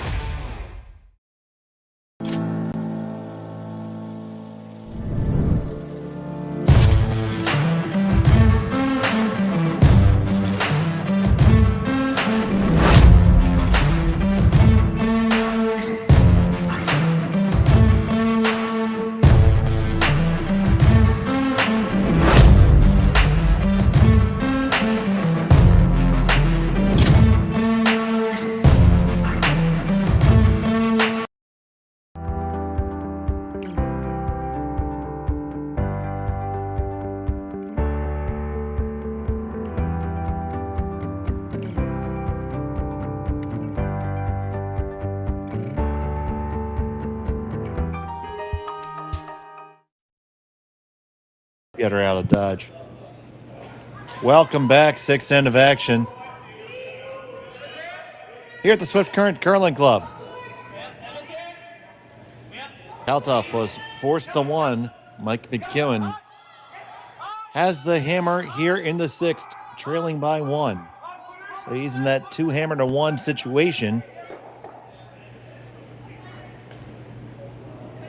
So, you know, the numbers would say that he's got a pretty decent chance here. But the game story would say it's been Kalthoff driving most of the time.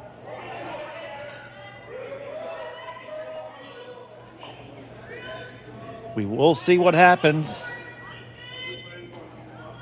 Should have our answer in 45 minutes.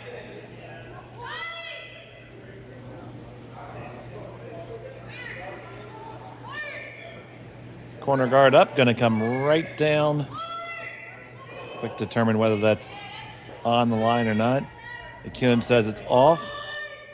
They appear to agree.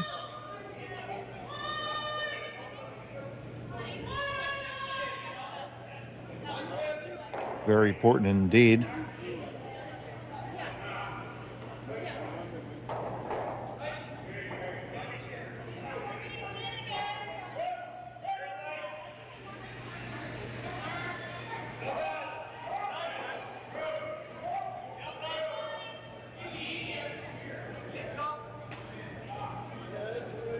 Well, this isn't even going to flirt with that. Is he even going to give that yellow a casual glance? Just a little peck on the cheek. Still wide open, though. Think that Kalthoff's going to make a play. Hack weight for Jacobson. He has shown excellent touch at these down weight shots this evening. Great draw weight and good touch weight.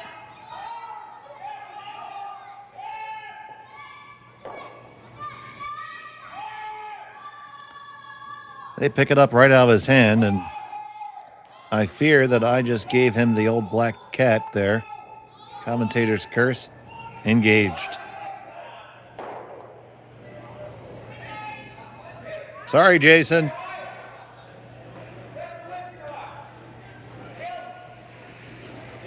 My bad.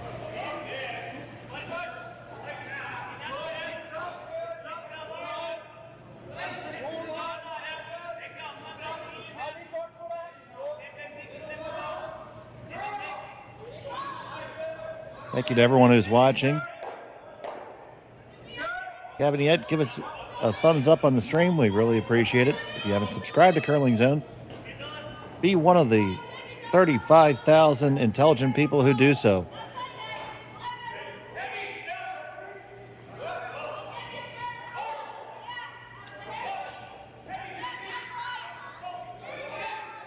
This one off the hand of Kevin Marsh.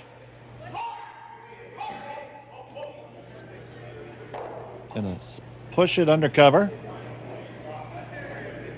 into a great position. We're directly above shot stone that Kalthoff owns, but in a threatening spot.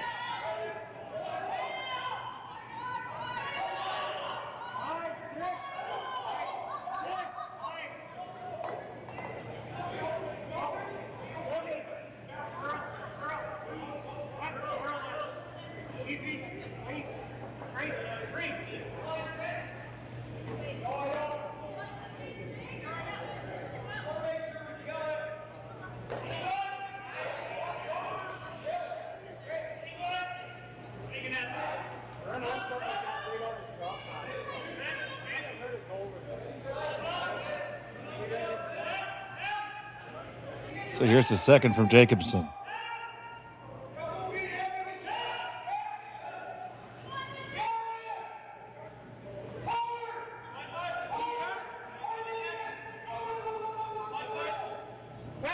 Can they just pick it? Oh, man. He excised that McEwen rock and rolled to a beautiful spot. Jason Jacobson.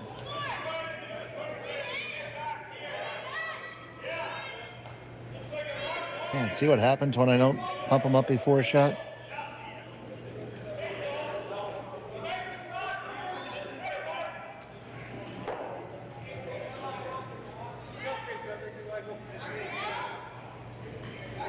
So Kevin Marsh. They got some work to do now. They're going to start over here by taking out this stone from Kalthoff and hanging around. Gotta make sure you clear it over the top. You just do. And roll back four for shot stone. So McEwen lies 1 and 3. Kalthoff is second and fourth. Those McEwen rocks really can't be doubled off. So you can take one, you can freeze to one.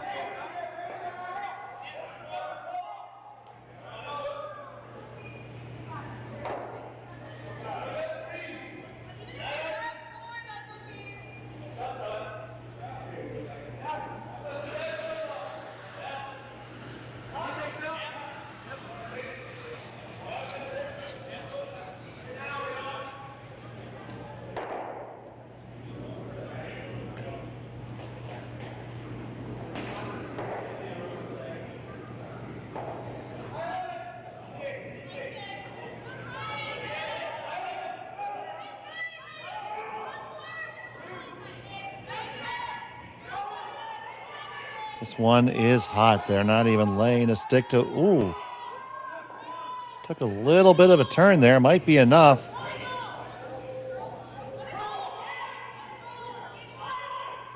And that does settle to a good spot.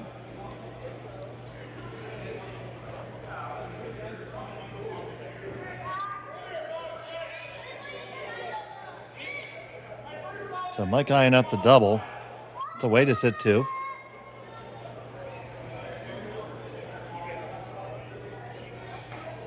I would probably, you're not going to worry about killing that rock. You want to kill that top four guy and just freeze there.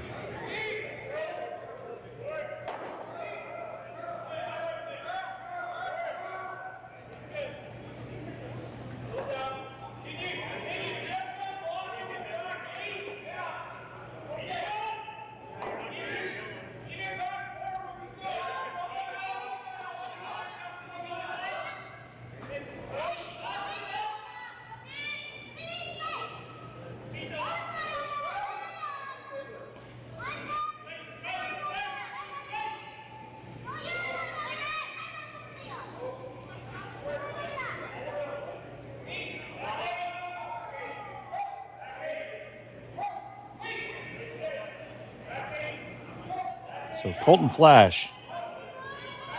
They're going to go the direct draw route.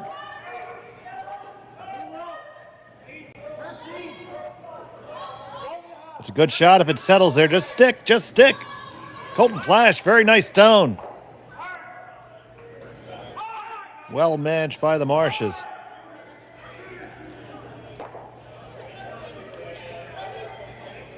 So shot stone McEwen, second stone Kalthoff, third stone McEwen. In pretty good spots. Question is, how much of that can they see? I don't know if he can see enough of the red. Because if he can, then he can make a play in the back red too.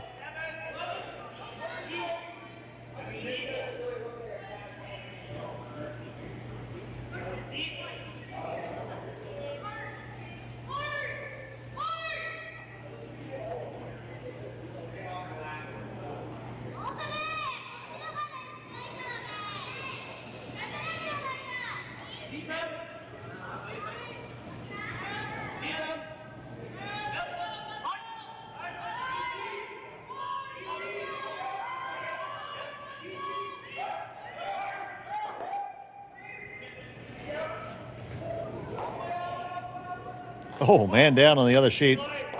Nobody saw that except everybody. Make that straight run back.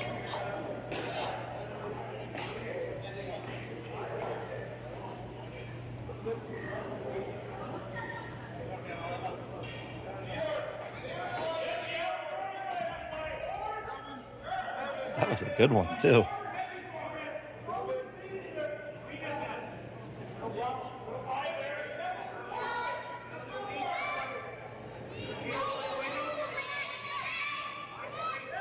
So you see Flash gonna take on this double here. And is slowly starting to move out of McEwen's favor. You get a good one here from Colton.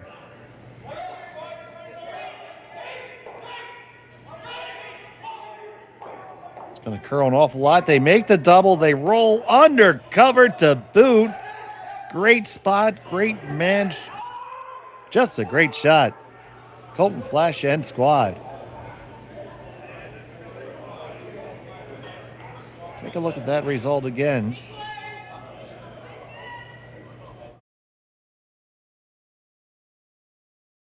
See, it almost looked like it curled up too much, but it was just fine enough. And he got that roll. It's all dead straight and all gunned up now. One shot, flips that script right back. And now you see Jacobson and Kalthoff looking way over here in British Columbia at that rock.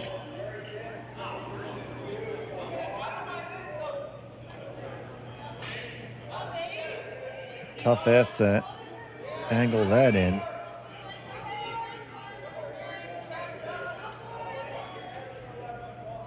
Edie comes down. Mike McEwen sprints out of the shed.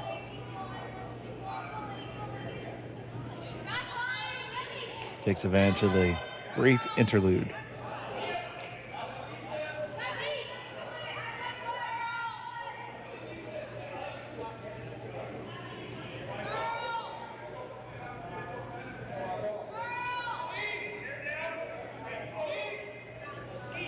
So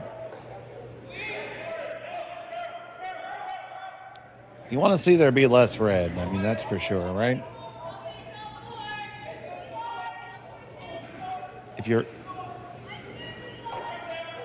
trying to prevent yourself from giving up two, are you okay with that? Are you okay with giving up two? If you're okay with giving up two,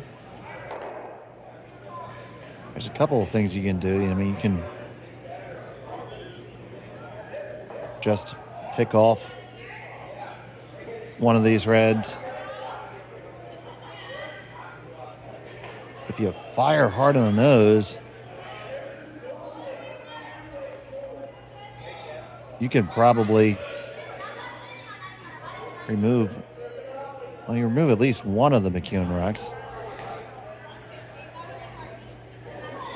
And you can probably spill sitting open. Now you're going to lose the one in the back.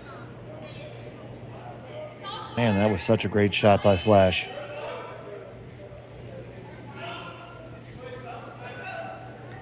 The more you look at it, the better you realize it was, because the went from a Denny's menu of choices to a fixed meal.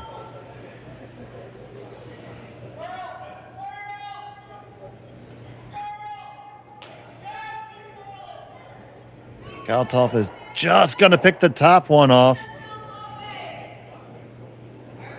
A little wider than they wanted that to be, for sure. So, big opportunity for McEwen. You're sure as anything making a play on that red-yellow right now. Get that out of there. You're going to be sitting 4-5.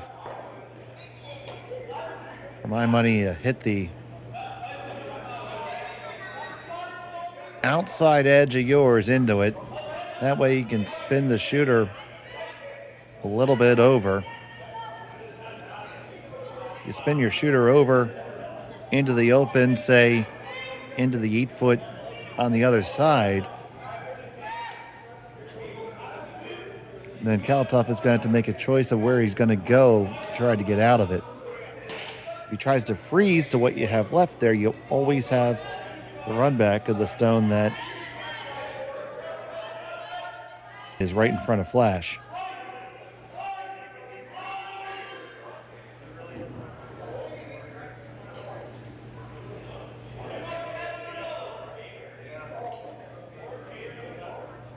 Losing one off the back is not the worst thing that happens right now if you're Mike.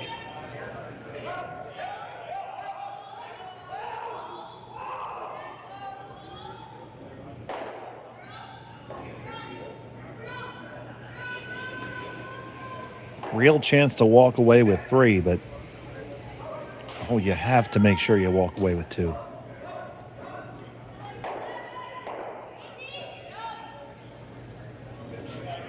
Mike's made his choice.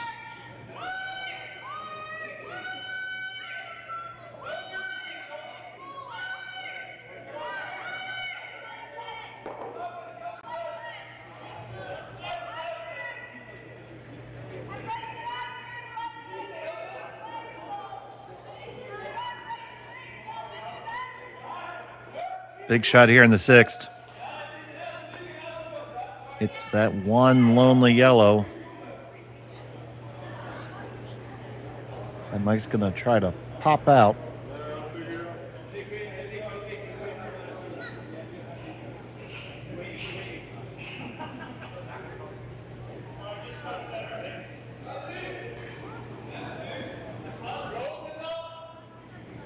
Is first to 2.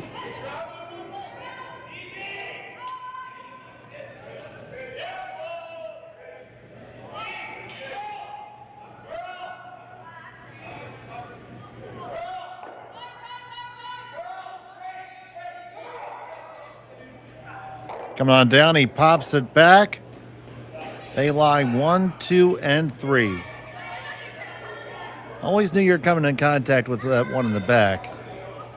That's not so bad. You got a stuck camera there, folks, so I apologize for that.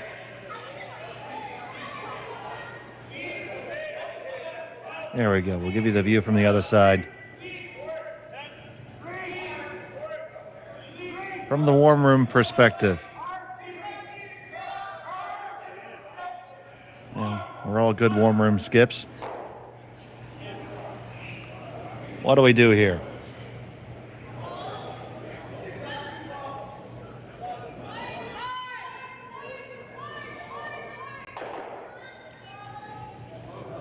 When you catch it just right, there might be a triple there.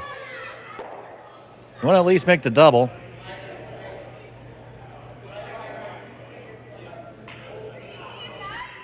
Ultimately, the way it was shaping up, I mean, it was going to be this way. Make the double, avoid a 3. get absurdly lucky and make a triple, but that would be absurd. Dustin Kalthoff, his last of the sixth.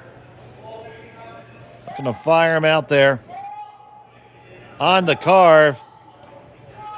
Not a good thing. Just gets one. Pushes the other one back. Now can McEwen make three? Now let's gauge the difficulty. He's going to go for it. His mind's made up. He's not even thinking twice.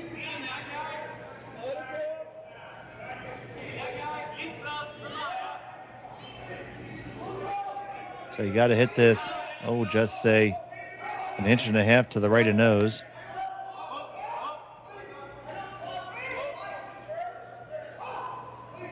Certainly don't have to hit this super, super hard.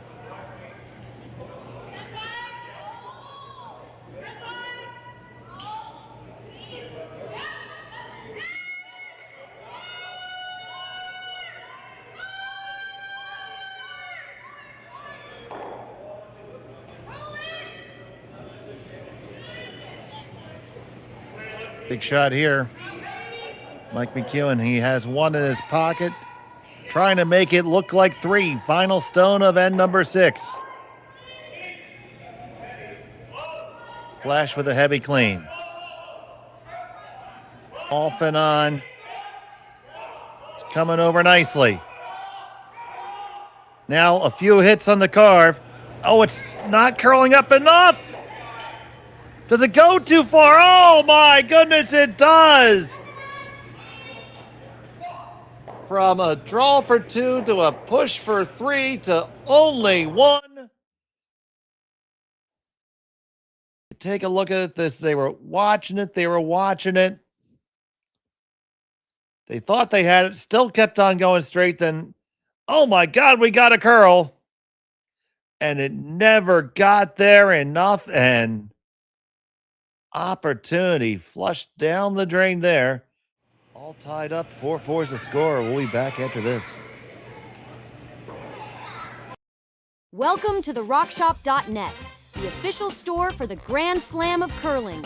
Whether you're looking for the best hats, stylish clothing, fun toys, or unique accessories, the Rock Shop has it all. Shop online anytime at the RockShop.net for exclusive Grand Slam of curling gear, or come see us in person at your next event. The RockShop.net, where fans find their favorite curling gear.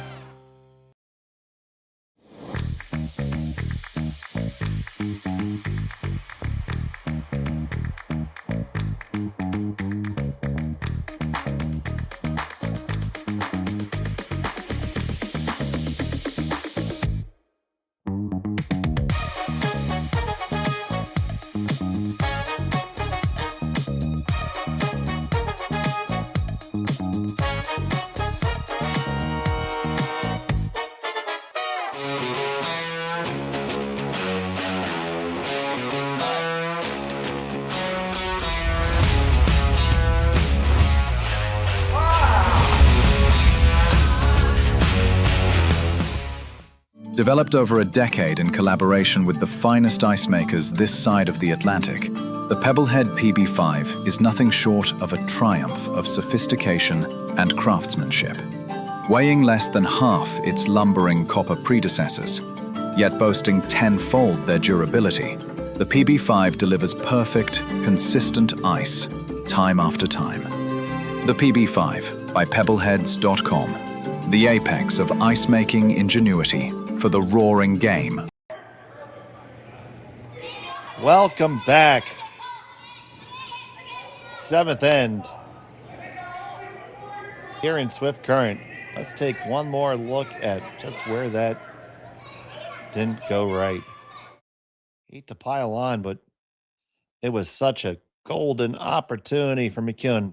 You had the draw, but you said we had to play this little tap raise and push it back. And man, it looked like he turned it in a little bit on his release, but he had plenty of time to make up for that. And away went a golden opportunity. But all that being said, tied up One hammer apiece. Game on still. Kalthoff with a hammer here in the 7th. Thanks so much for watching Curling Stadium at the RBC Dominion Securities Western Showdown. I'm Dave Schmel. Appreciate having you here with us.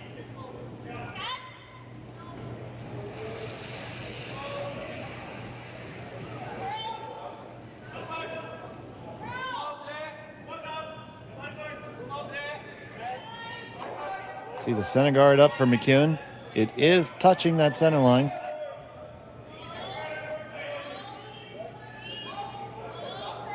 Two stones in the rings for Kalthoff. Looks like he's going to ask Marshy to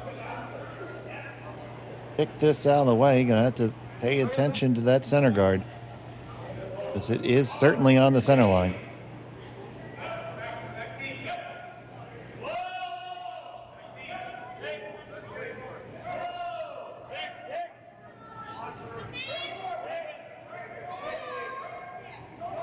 Just past it. Very little room for the Holy Spirit there. Well, that just made it. That was a gutsy line call, but it was the right one.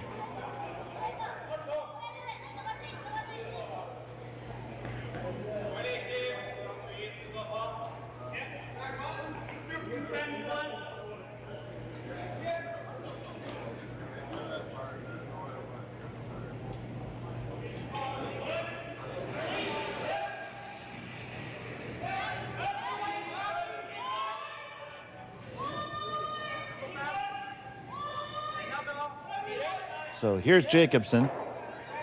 Was having a great game till I cursed him last end.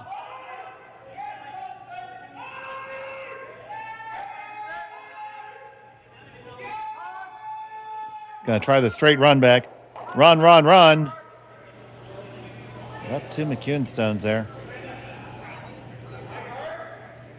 So gets it off the center line. I mean, that's the positive. Negative is you got Mike sitting back there. T-line. At the 4-foot, just draw another one in, he says. I like that all day, and especially at 8:02 on Saturday.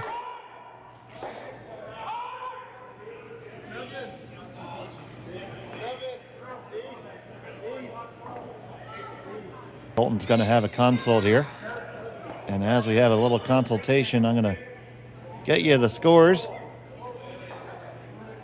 Both these games in the 7th end tied up between Faye Henderson and Kayla McMillan at 3 apiece.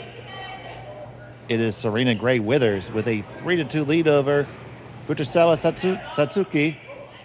The game also playing in end number 7. It is McMillan and Fujisawa with hammer in those matches.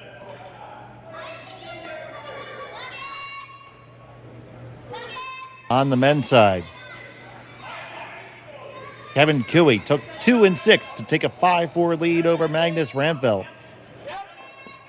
Magnus has the hammer playing in the 7th. All good games here. Kyle Waddell and Jacob Libes are knotted up at 5. Waddell has the hammer. Michael Bruner stole 2 on Jordan McDonald. J-Mac has the hammer, trailing by a deuce in 7. You're all caught up on the scores. Now here's a stone on the way from Kevin Marsh.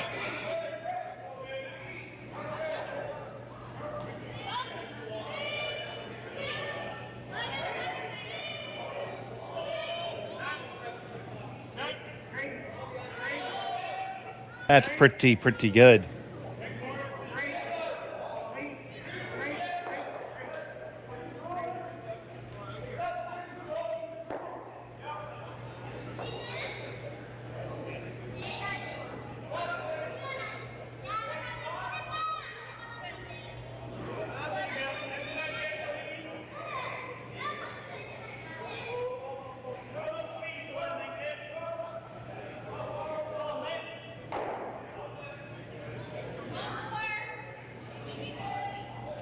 So Jacobson.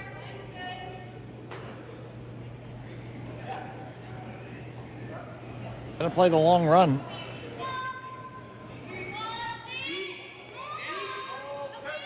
tough because it's going to want to leave a guard.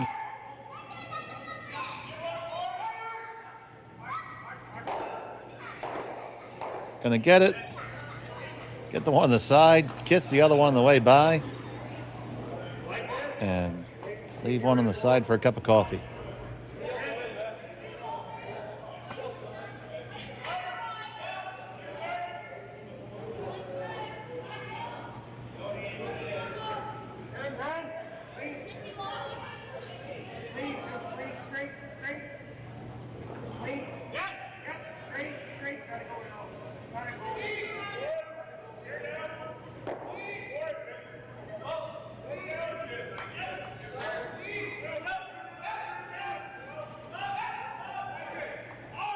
So here comes the guard.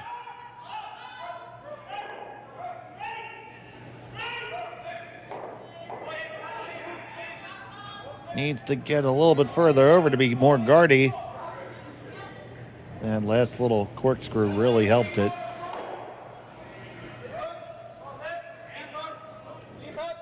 He says hit what he can see. I'm going to say I can't see much, boss.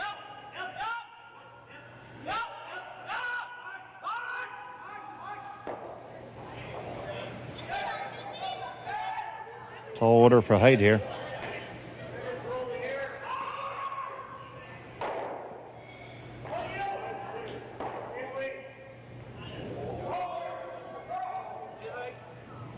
Looks like he dumped that a little bit on his release. That's way out there and way gone. 3 points.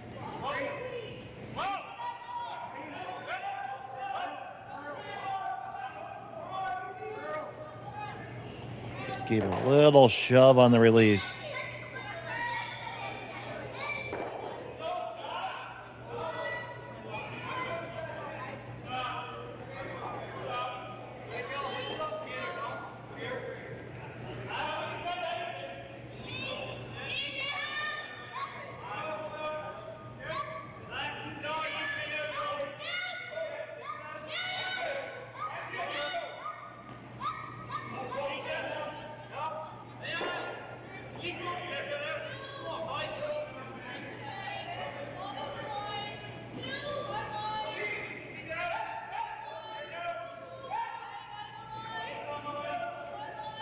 This one tracks up pretty nice, but the same shots there again.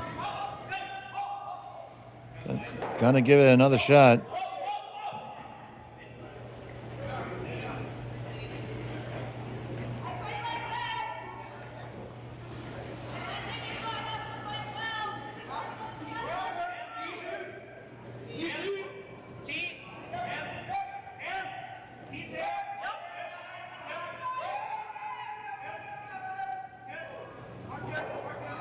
Right, gets that top guard this time, and I want to say overcompensate, but that was a damn tough shot to try to make. That's no other way to put it. And after dumping one out, he almost knew the next one's coming in, right? It looks like there's a lot of room past that, but if you draw a line, it was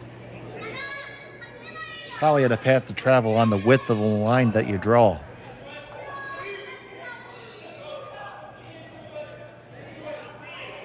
So here comes the guard.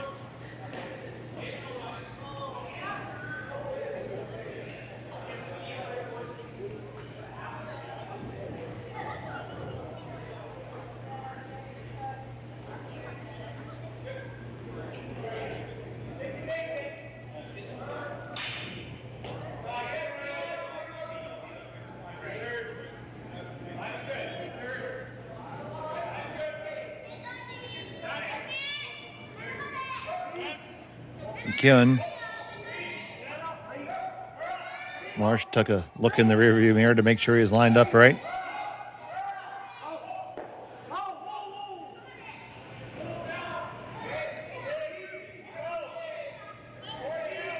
That's lined up pretty good.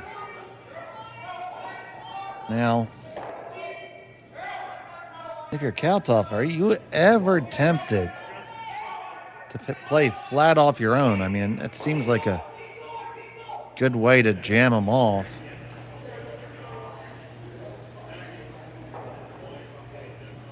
Could run that short one in the 12-foot in and get the back one to go. That top one's gonna probably jam right into that catcher.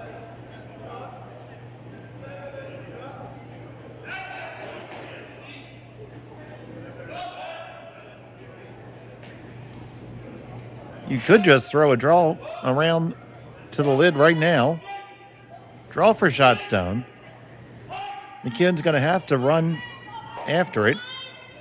And then you counter back with one of your own. I don't hate that either. There's not a plethora of good options here.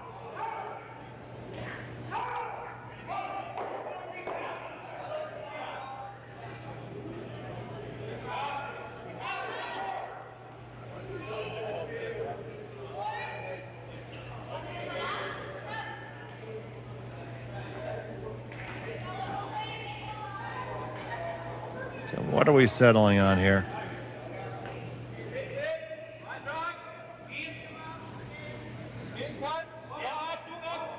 They can double peel, give themselves 2 chances.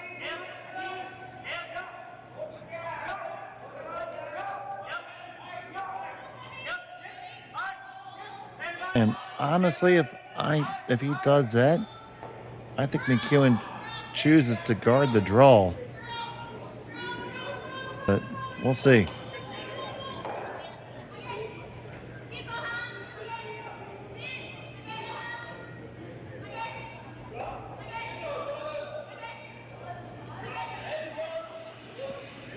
Dustin Kalthoff looking for the double peel. There's one, and it's over the top. Doesn't catch anything on the way by. So that's not what the doctor ordered.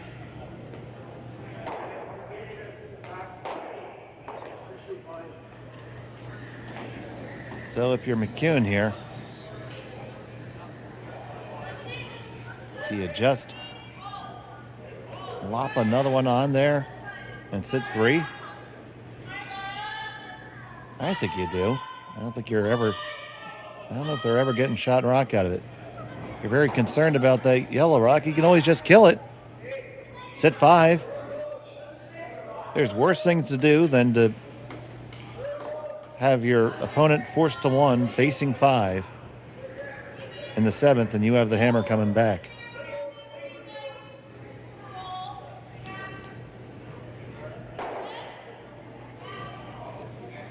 You always force the guy to make a shot, right?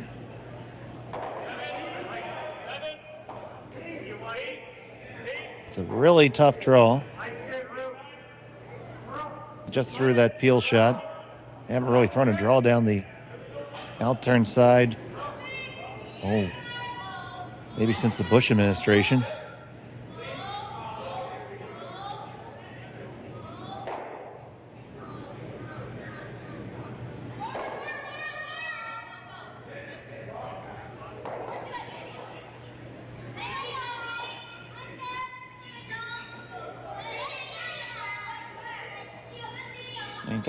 He doesn't have a way to score 2. So the only way to kill both of them is off his own yellow. So why not put a 3rd one there and just make him play the same shot against 3?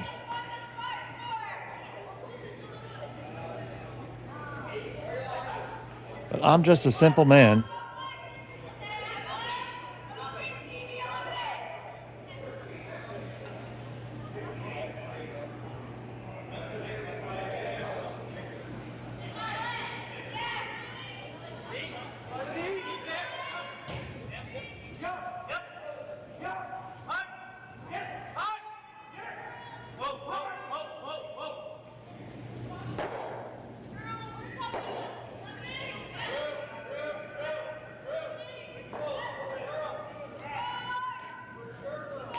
So here comes McEwen.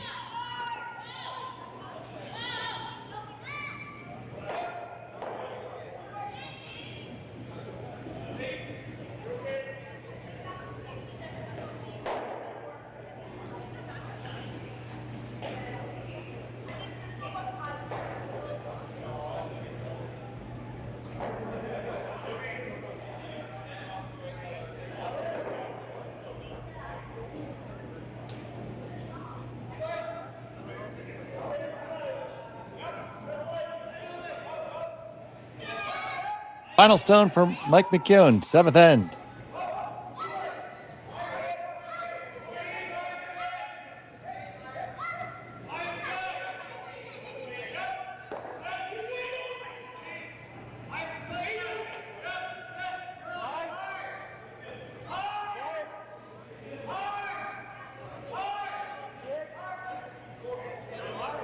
Coming right on up.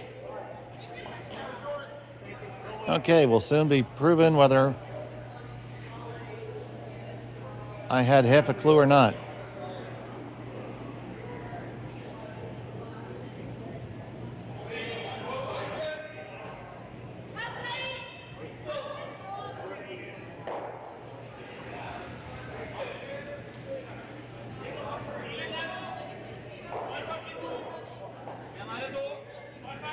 So how do you get in? I mean, you can just draw the lid.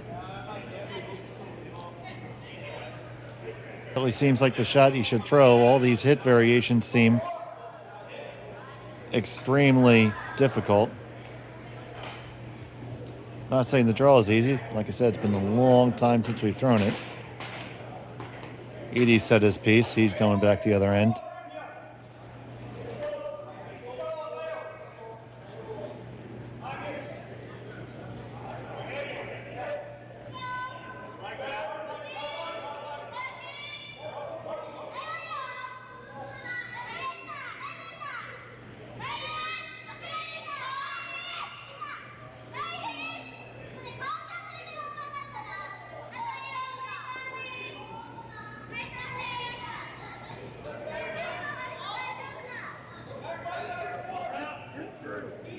So facing 3, Dustin Kalthoff. Final stone of end number 7.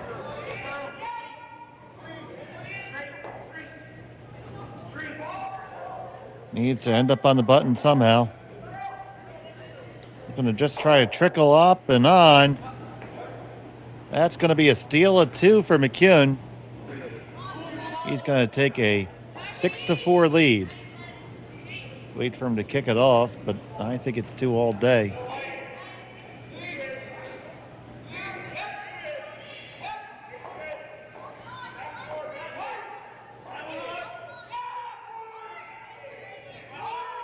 So instead of giving up just 1, I'm pretty sure he gave up 2. Let's take a look at that tight house shot again.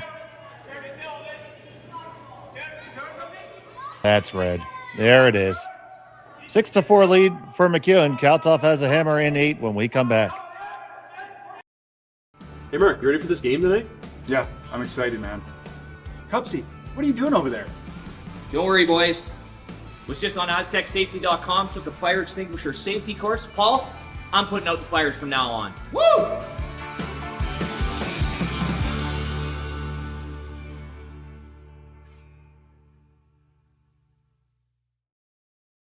So with the impact to my business and income, will this delay my retirement? I know you're worried, Marshall, but based on the original plan we came up with, you're only about 6 months behind. I thought it would be years, not months. You should feel good. Remember, you've got a plan. Thanks. With change comes questions. See the impact of your money decisions before you make them with RBC Wealth Plan. Welcome to therockshop.net, the official store for the Grand Slam of curling. Whether you're looking for the best hats, stylish clothing, fun toys, or unique accessories, the Rock Shop has it all. Shop online anytime at therockshop.net for exclusive Grand Slam of curling gear, or come see us in person at your next event. Therockshop.net, where fans find their favorite curling gear.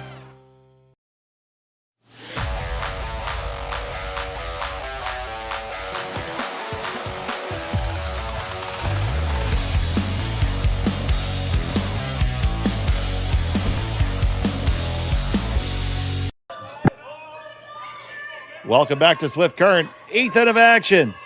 It was 2 stolen points for Mike McEwen. Dustin Kalthoff has the hammer, that last stone advantage. It was a topsy-turvy 7th end. And Kalthoff, in an attempt to probably only give up 1 and take the hammer home, ended up surrendering a steal of 2. Thank you so much for joining us here on Curling Stadium.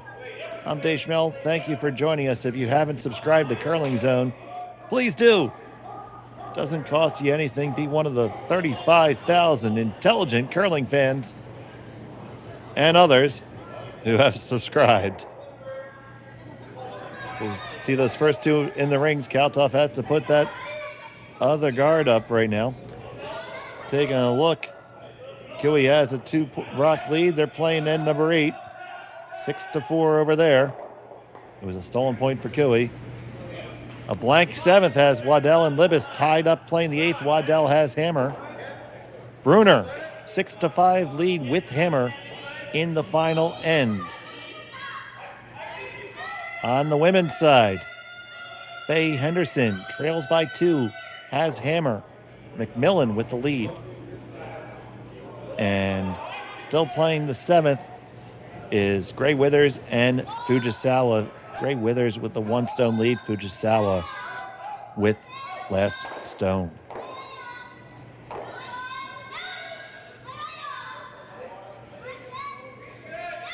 And we're not done with the action here tonight. After this, we got one more draw. You know where I live, you can send me the coffee.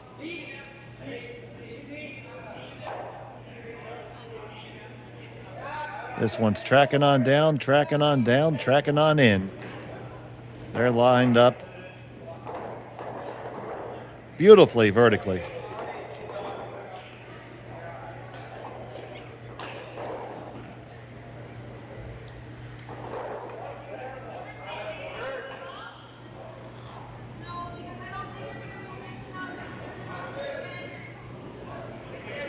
So now Jacobson is going to try to chip this one off and roll under cover.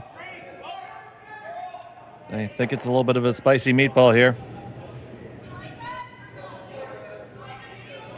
On the carve, on the carve. They're going to catch it. Will they hang on? They will. Choices for Mike. McEwen can remove that yellow stone from the rings. It doesn't rip a guard. Maybe make the double.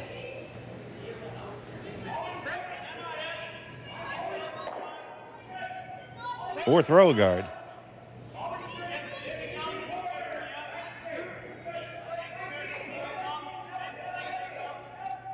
All right, survey says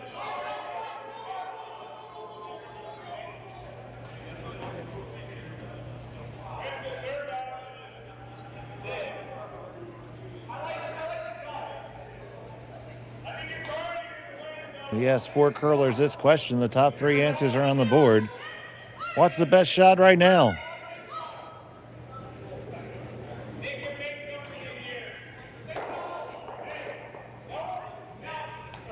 And survey says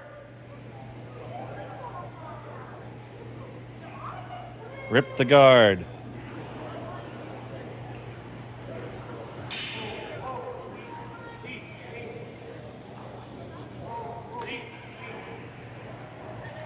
Kevin Marsh.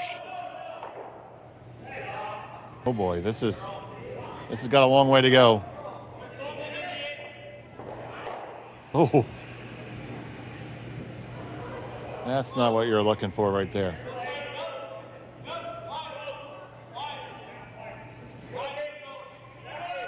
He set it back on his release there.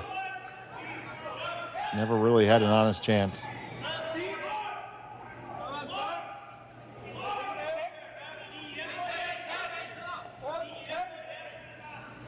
You see a team coming off the ice, so we definitely have a final score. Here's Jacobson.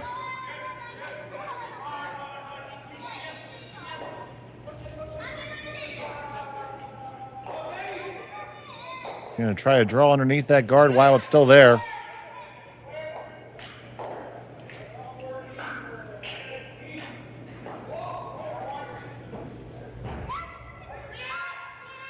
Did they wait too long? Oh, just squeezes by. Man. Nerves of steel there. How did that ever swing by?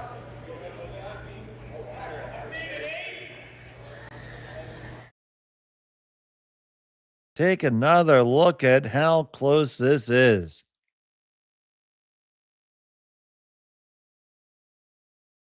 See it coming. Here it comes. Here it comes. Looks like it's already hit it, but no, it just somehow made it around it. Wow.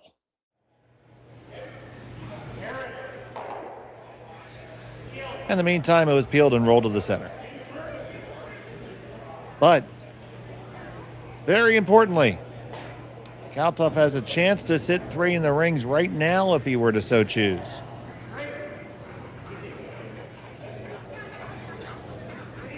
He could sit 1, 2, 3 right now. Potentially with enough to win.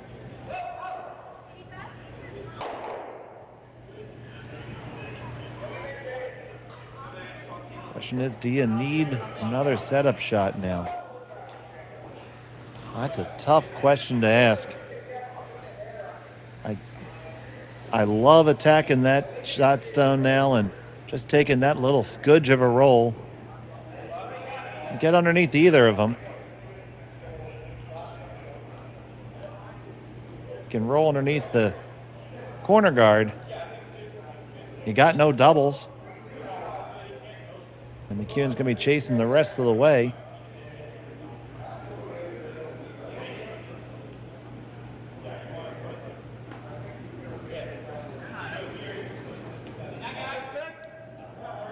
Draw down to it, but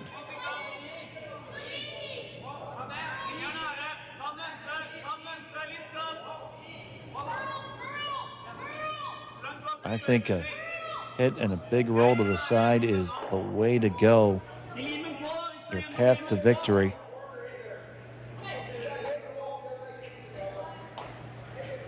You're going to draw and freeze. This is a good option too. It gives you a control stone that Mike's not going to be able to remove.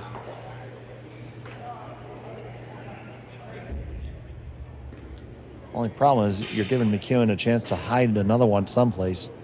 He just needs to cut off your ability to score 3, really.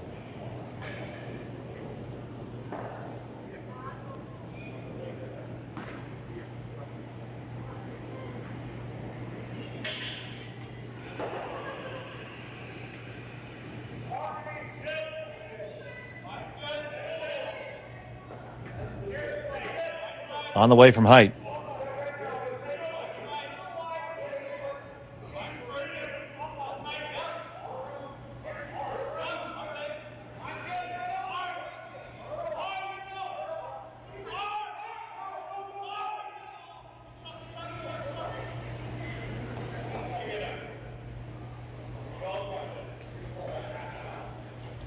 You see that?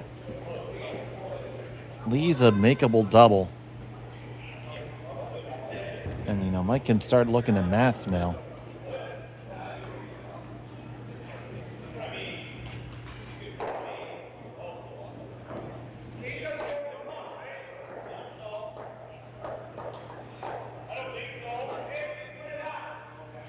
Not quite the 90-degree angle to make 3 go.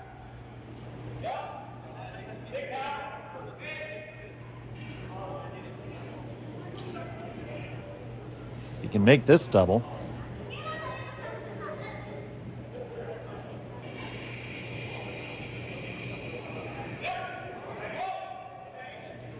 Flash. Needs to come up. Hit the one. Come all the way across. Do you kill it? No, you lost the shooter. And there's still 2 in the rings for Dustin Kalthoff. So close. Take another look. So you see it come down. It caught it just a hair too thick. And went over the top. So close. Now Kalthoff he's at the point in the end where he thinks he can see his way through it. Just going to play the hit here in lie 3.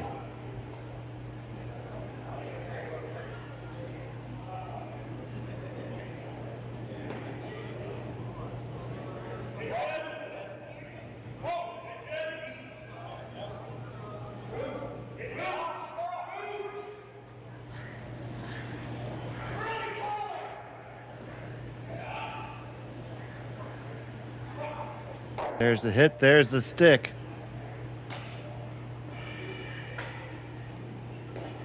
Close enough to try the double.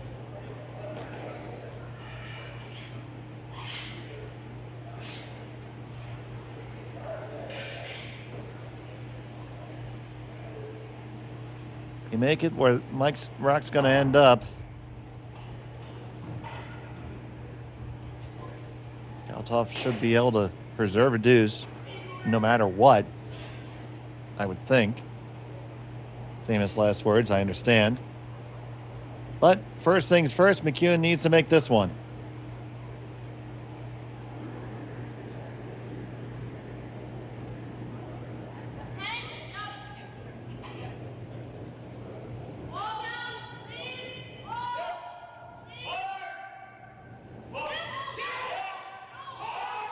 Flash on it hard.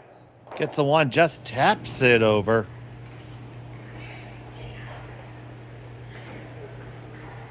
It's not going to be good enough. Shot stone for the moment, but you take that hit, you can roll to a nice even spot. And then, with a lack of doubles, McEwen's going to have to try to hide a draw someplace and hope a run or takeout is missed.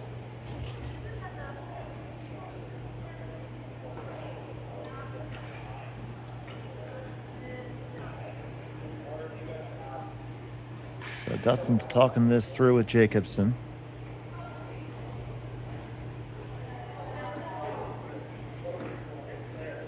See, other games off the ice. All gathering behind there. You see Team Cooey.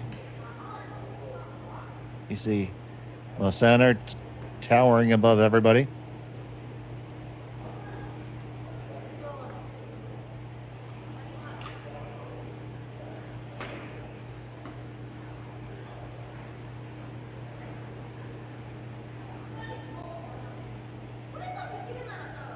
Everybody's very interested in the conclusion here. And it's been an interesting one. That is for sure.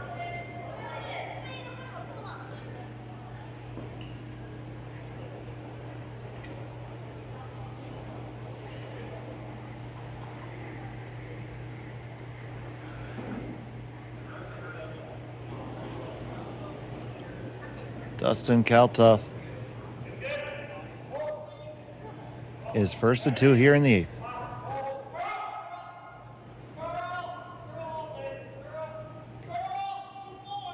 Looking to carve it over. Not going to get much roll.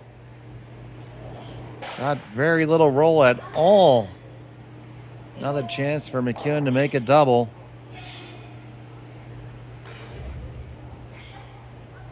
And get out of Dodge. And go to an extra.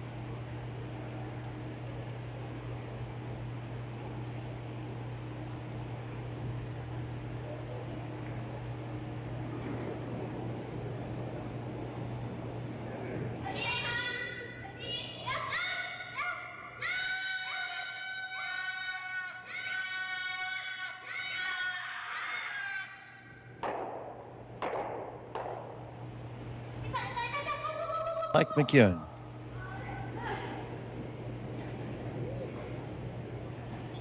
His final of the 8th. Not even touching this yet. Hit the one over the other. Got it. Nothing but net.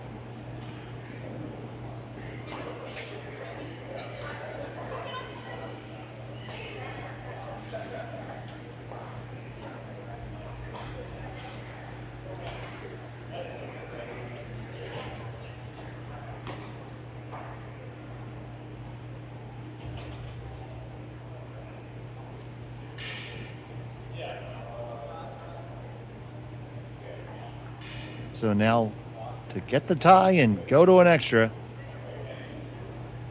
Dustin Kalthoff has to make the hit and stick.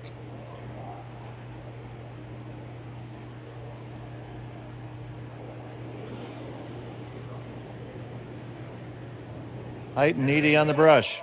Final stone of the 8th.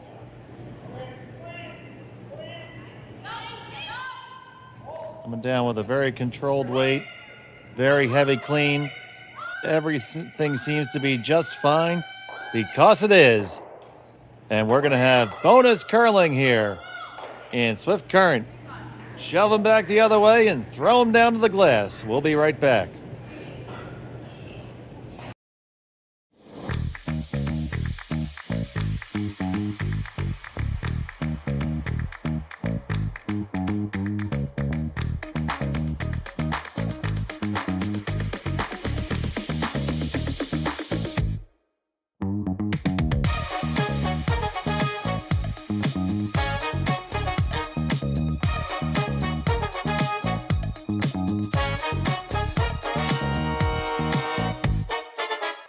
So with the impact to my business and income, will this delay my retirement? I know you're worried, Marshall, but based on the original plan we came up with, you're only about 6 months behind.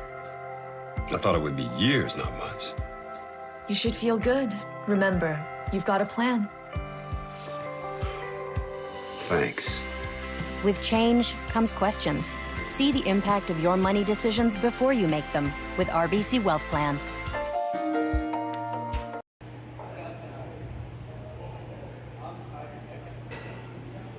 Welcome back. It's the 9th and extra end here at the Swift Current Curling Club. The RBC Dominion Securities Western Showdown. I'd like to thank our viewers joining us from other games. We have bonus curling for you here between Mike McEwen and Dustin Kalthoff. It is Mike McEwen with the hammer here in the extra. I'm Dave Schmel. Thank you so much for joining us here on Curling Center.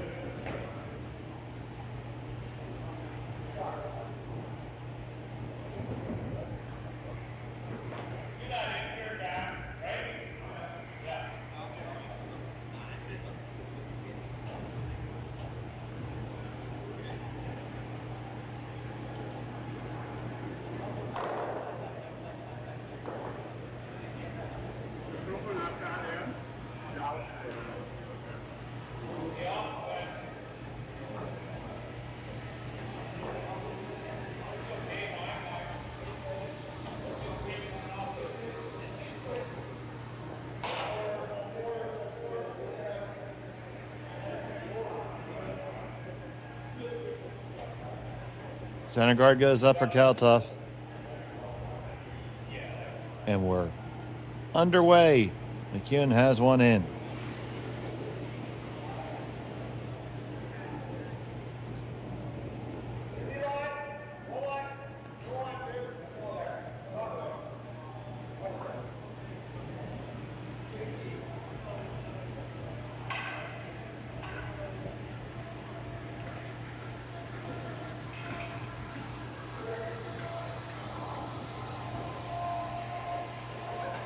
Second guard goes up. It's also on the center line. Let's see the results of these other games. McMillan 5-3 over Faye Henderson. It was Serena Gray Withers with a huge 3 spot to take a 6-4 victory there. That's big for CTRS points for them.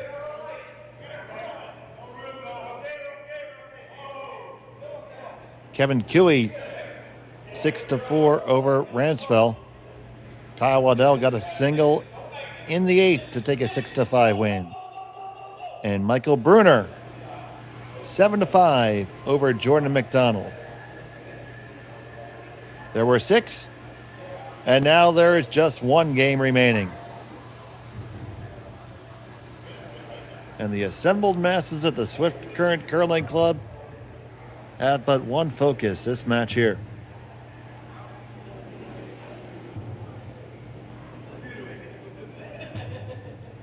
Here's Jason Jacobson.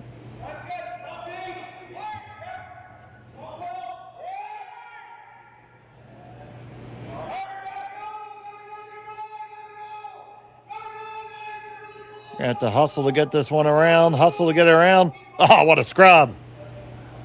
What a scrub, and they got right down on top.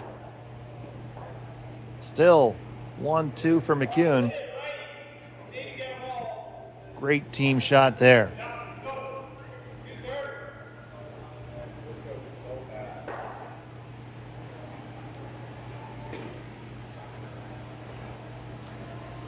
Now time to peel them off.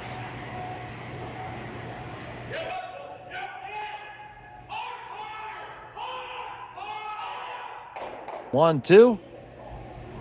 Clip the other one on the way by.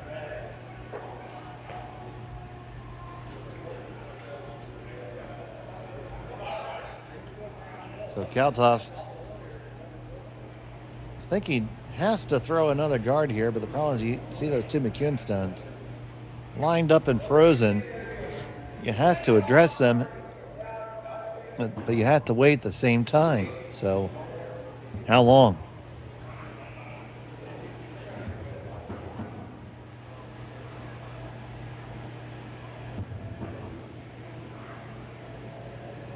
Here's Jacobson.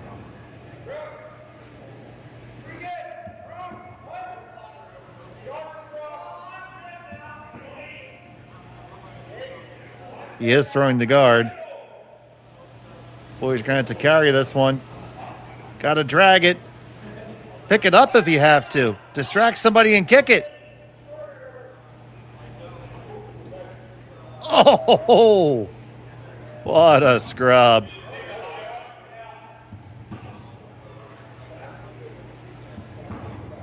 So off goes the very high one here.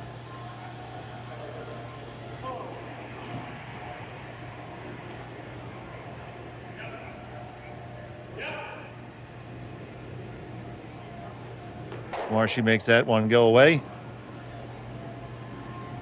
Probably going to call another guard, hopefully with less drama.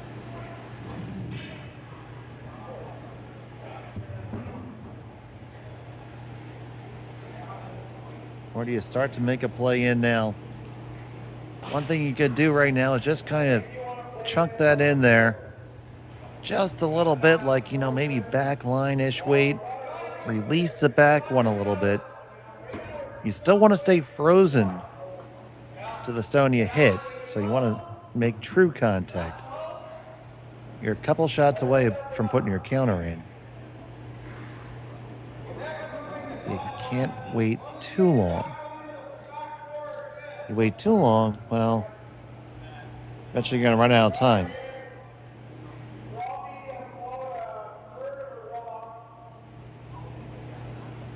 That broom indicates probably a little more weight than I would throw. That broom indicates,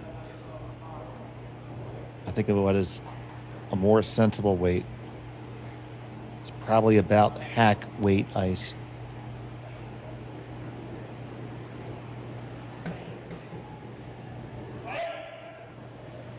On the way from Josh. Logan picks that one up right away.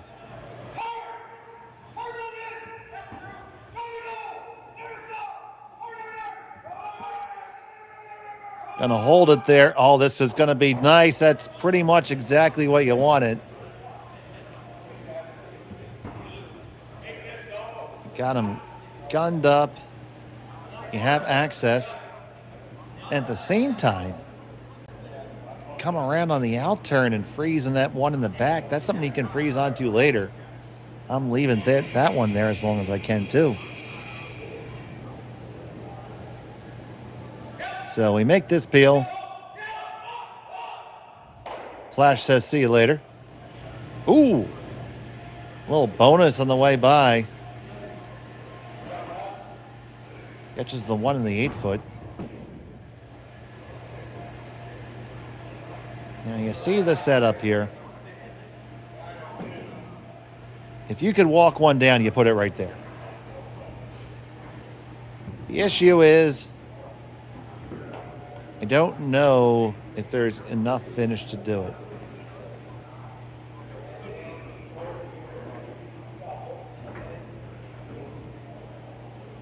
These players with the rotation they throw and the way the ice has been finishing, that's a tough ask.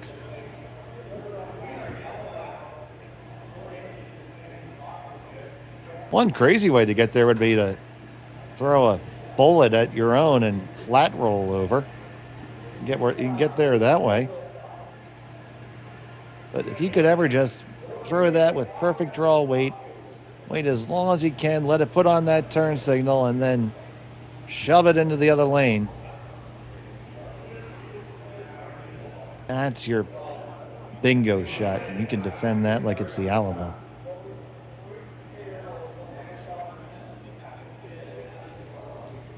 If you make a play on this yellow here, and I just think McEwen's blasting. And as soon as the blasting really starts, that's no good. I'd be tempted to throw a guard here. Delay the blast process. Or process, if you like.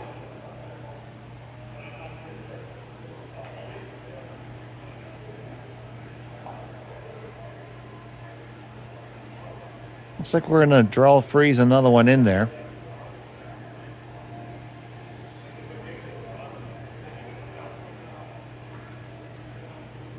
Well, I don't hate it. Don't know if I'm taking it out to dinner, though.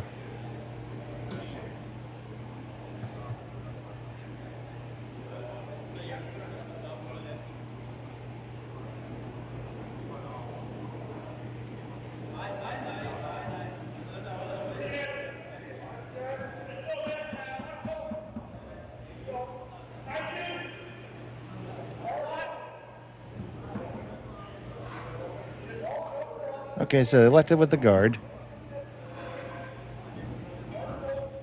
At least taking that one out for drinks.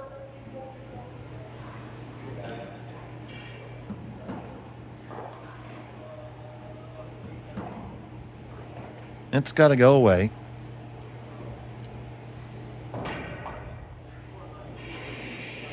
And Flash will oblige it.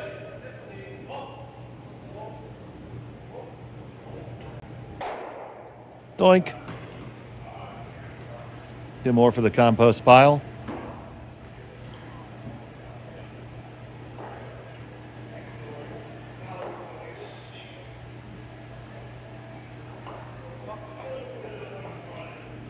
We come on the out turn and tap the McEwen rock back a little bit. Leaving 2 yellows. McEwen can likely only do it right, can only kill one of them. Then you freeze the one in the back and hope. Just got to get that one just out of the way enough that you can draw to the one in the back.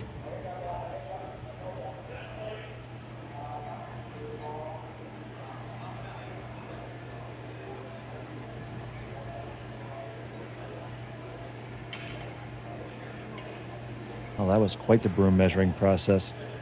Started almost at that yellow rock and slowly brought it on in.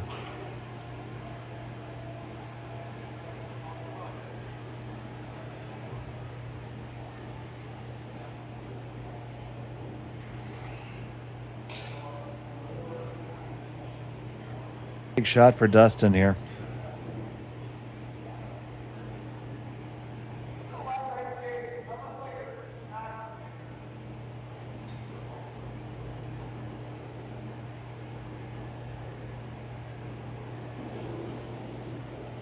his first of the extra.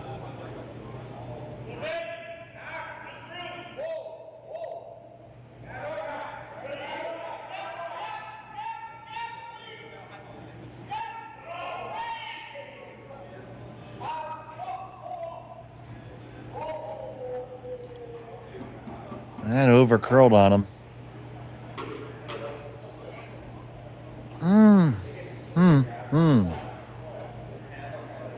So what do we have here?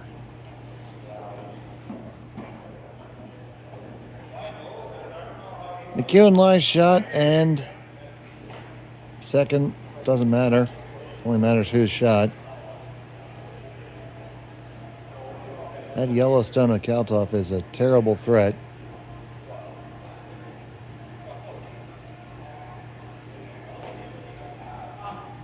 Just killing that seems like a great idea.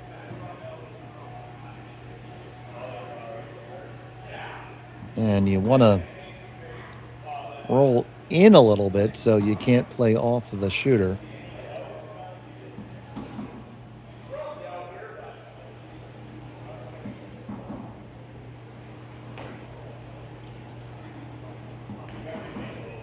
All right, the broom goes down.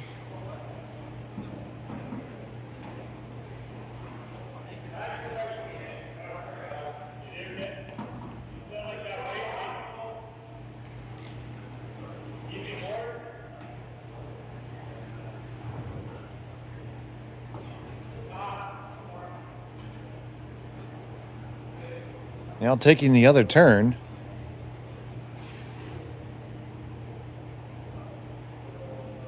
Feel like more things can go wrong this way. But let's see what happens. Mike McEwen, his first of the extra.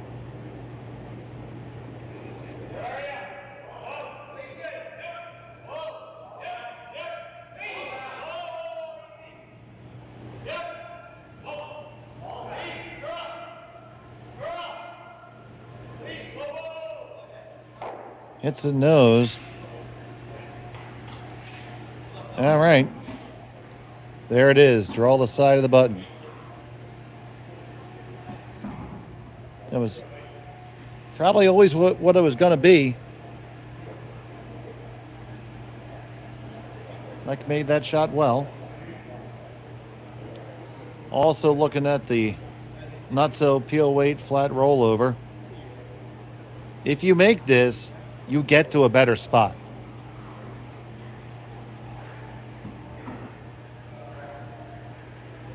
This is the shot that can flat out win. The other one is a big maybe because you're probably still leaving a good chunk of your rock exposed. This is tough, but it's there. Oh boy.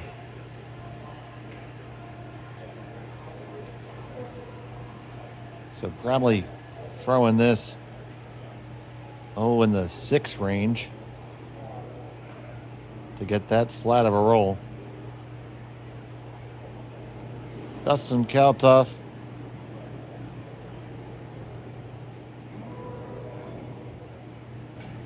Just going for the draw, maybe. Okay. I think that's a lot of ice. What can I say?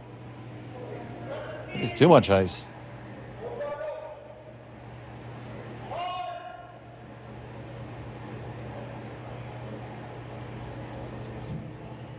It is too much ice and not enough weight. And that's a score of 3 and the win for Mike McEwen. He wins by a score of 9-6 over Dustin Kalthoff. The ice crew is going to get these sheets ready. We're going to flip everything, and we'll be back just as soon as we can. Next game's coming up shortly. We'll be featuring Huey versus Tabata versus Kang. Don't even know what's happening yet. For Kaylee, I'm Dave Schmel. Thanks so much for watching. We'll be right back with you on Curling Stadium.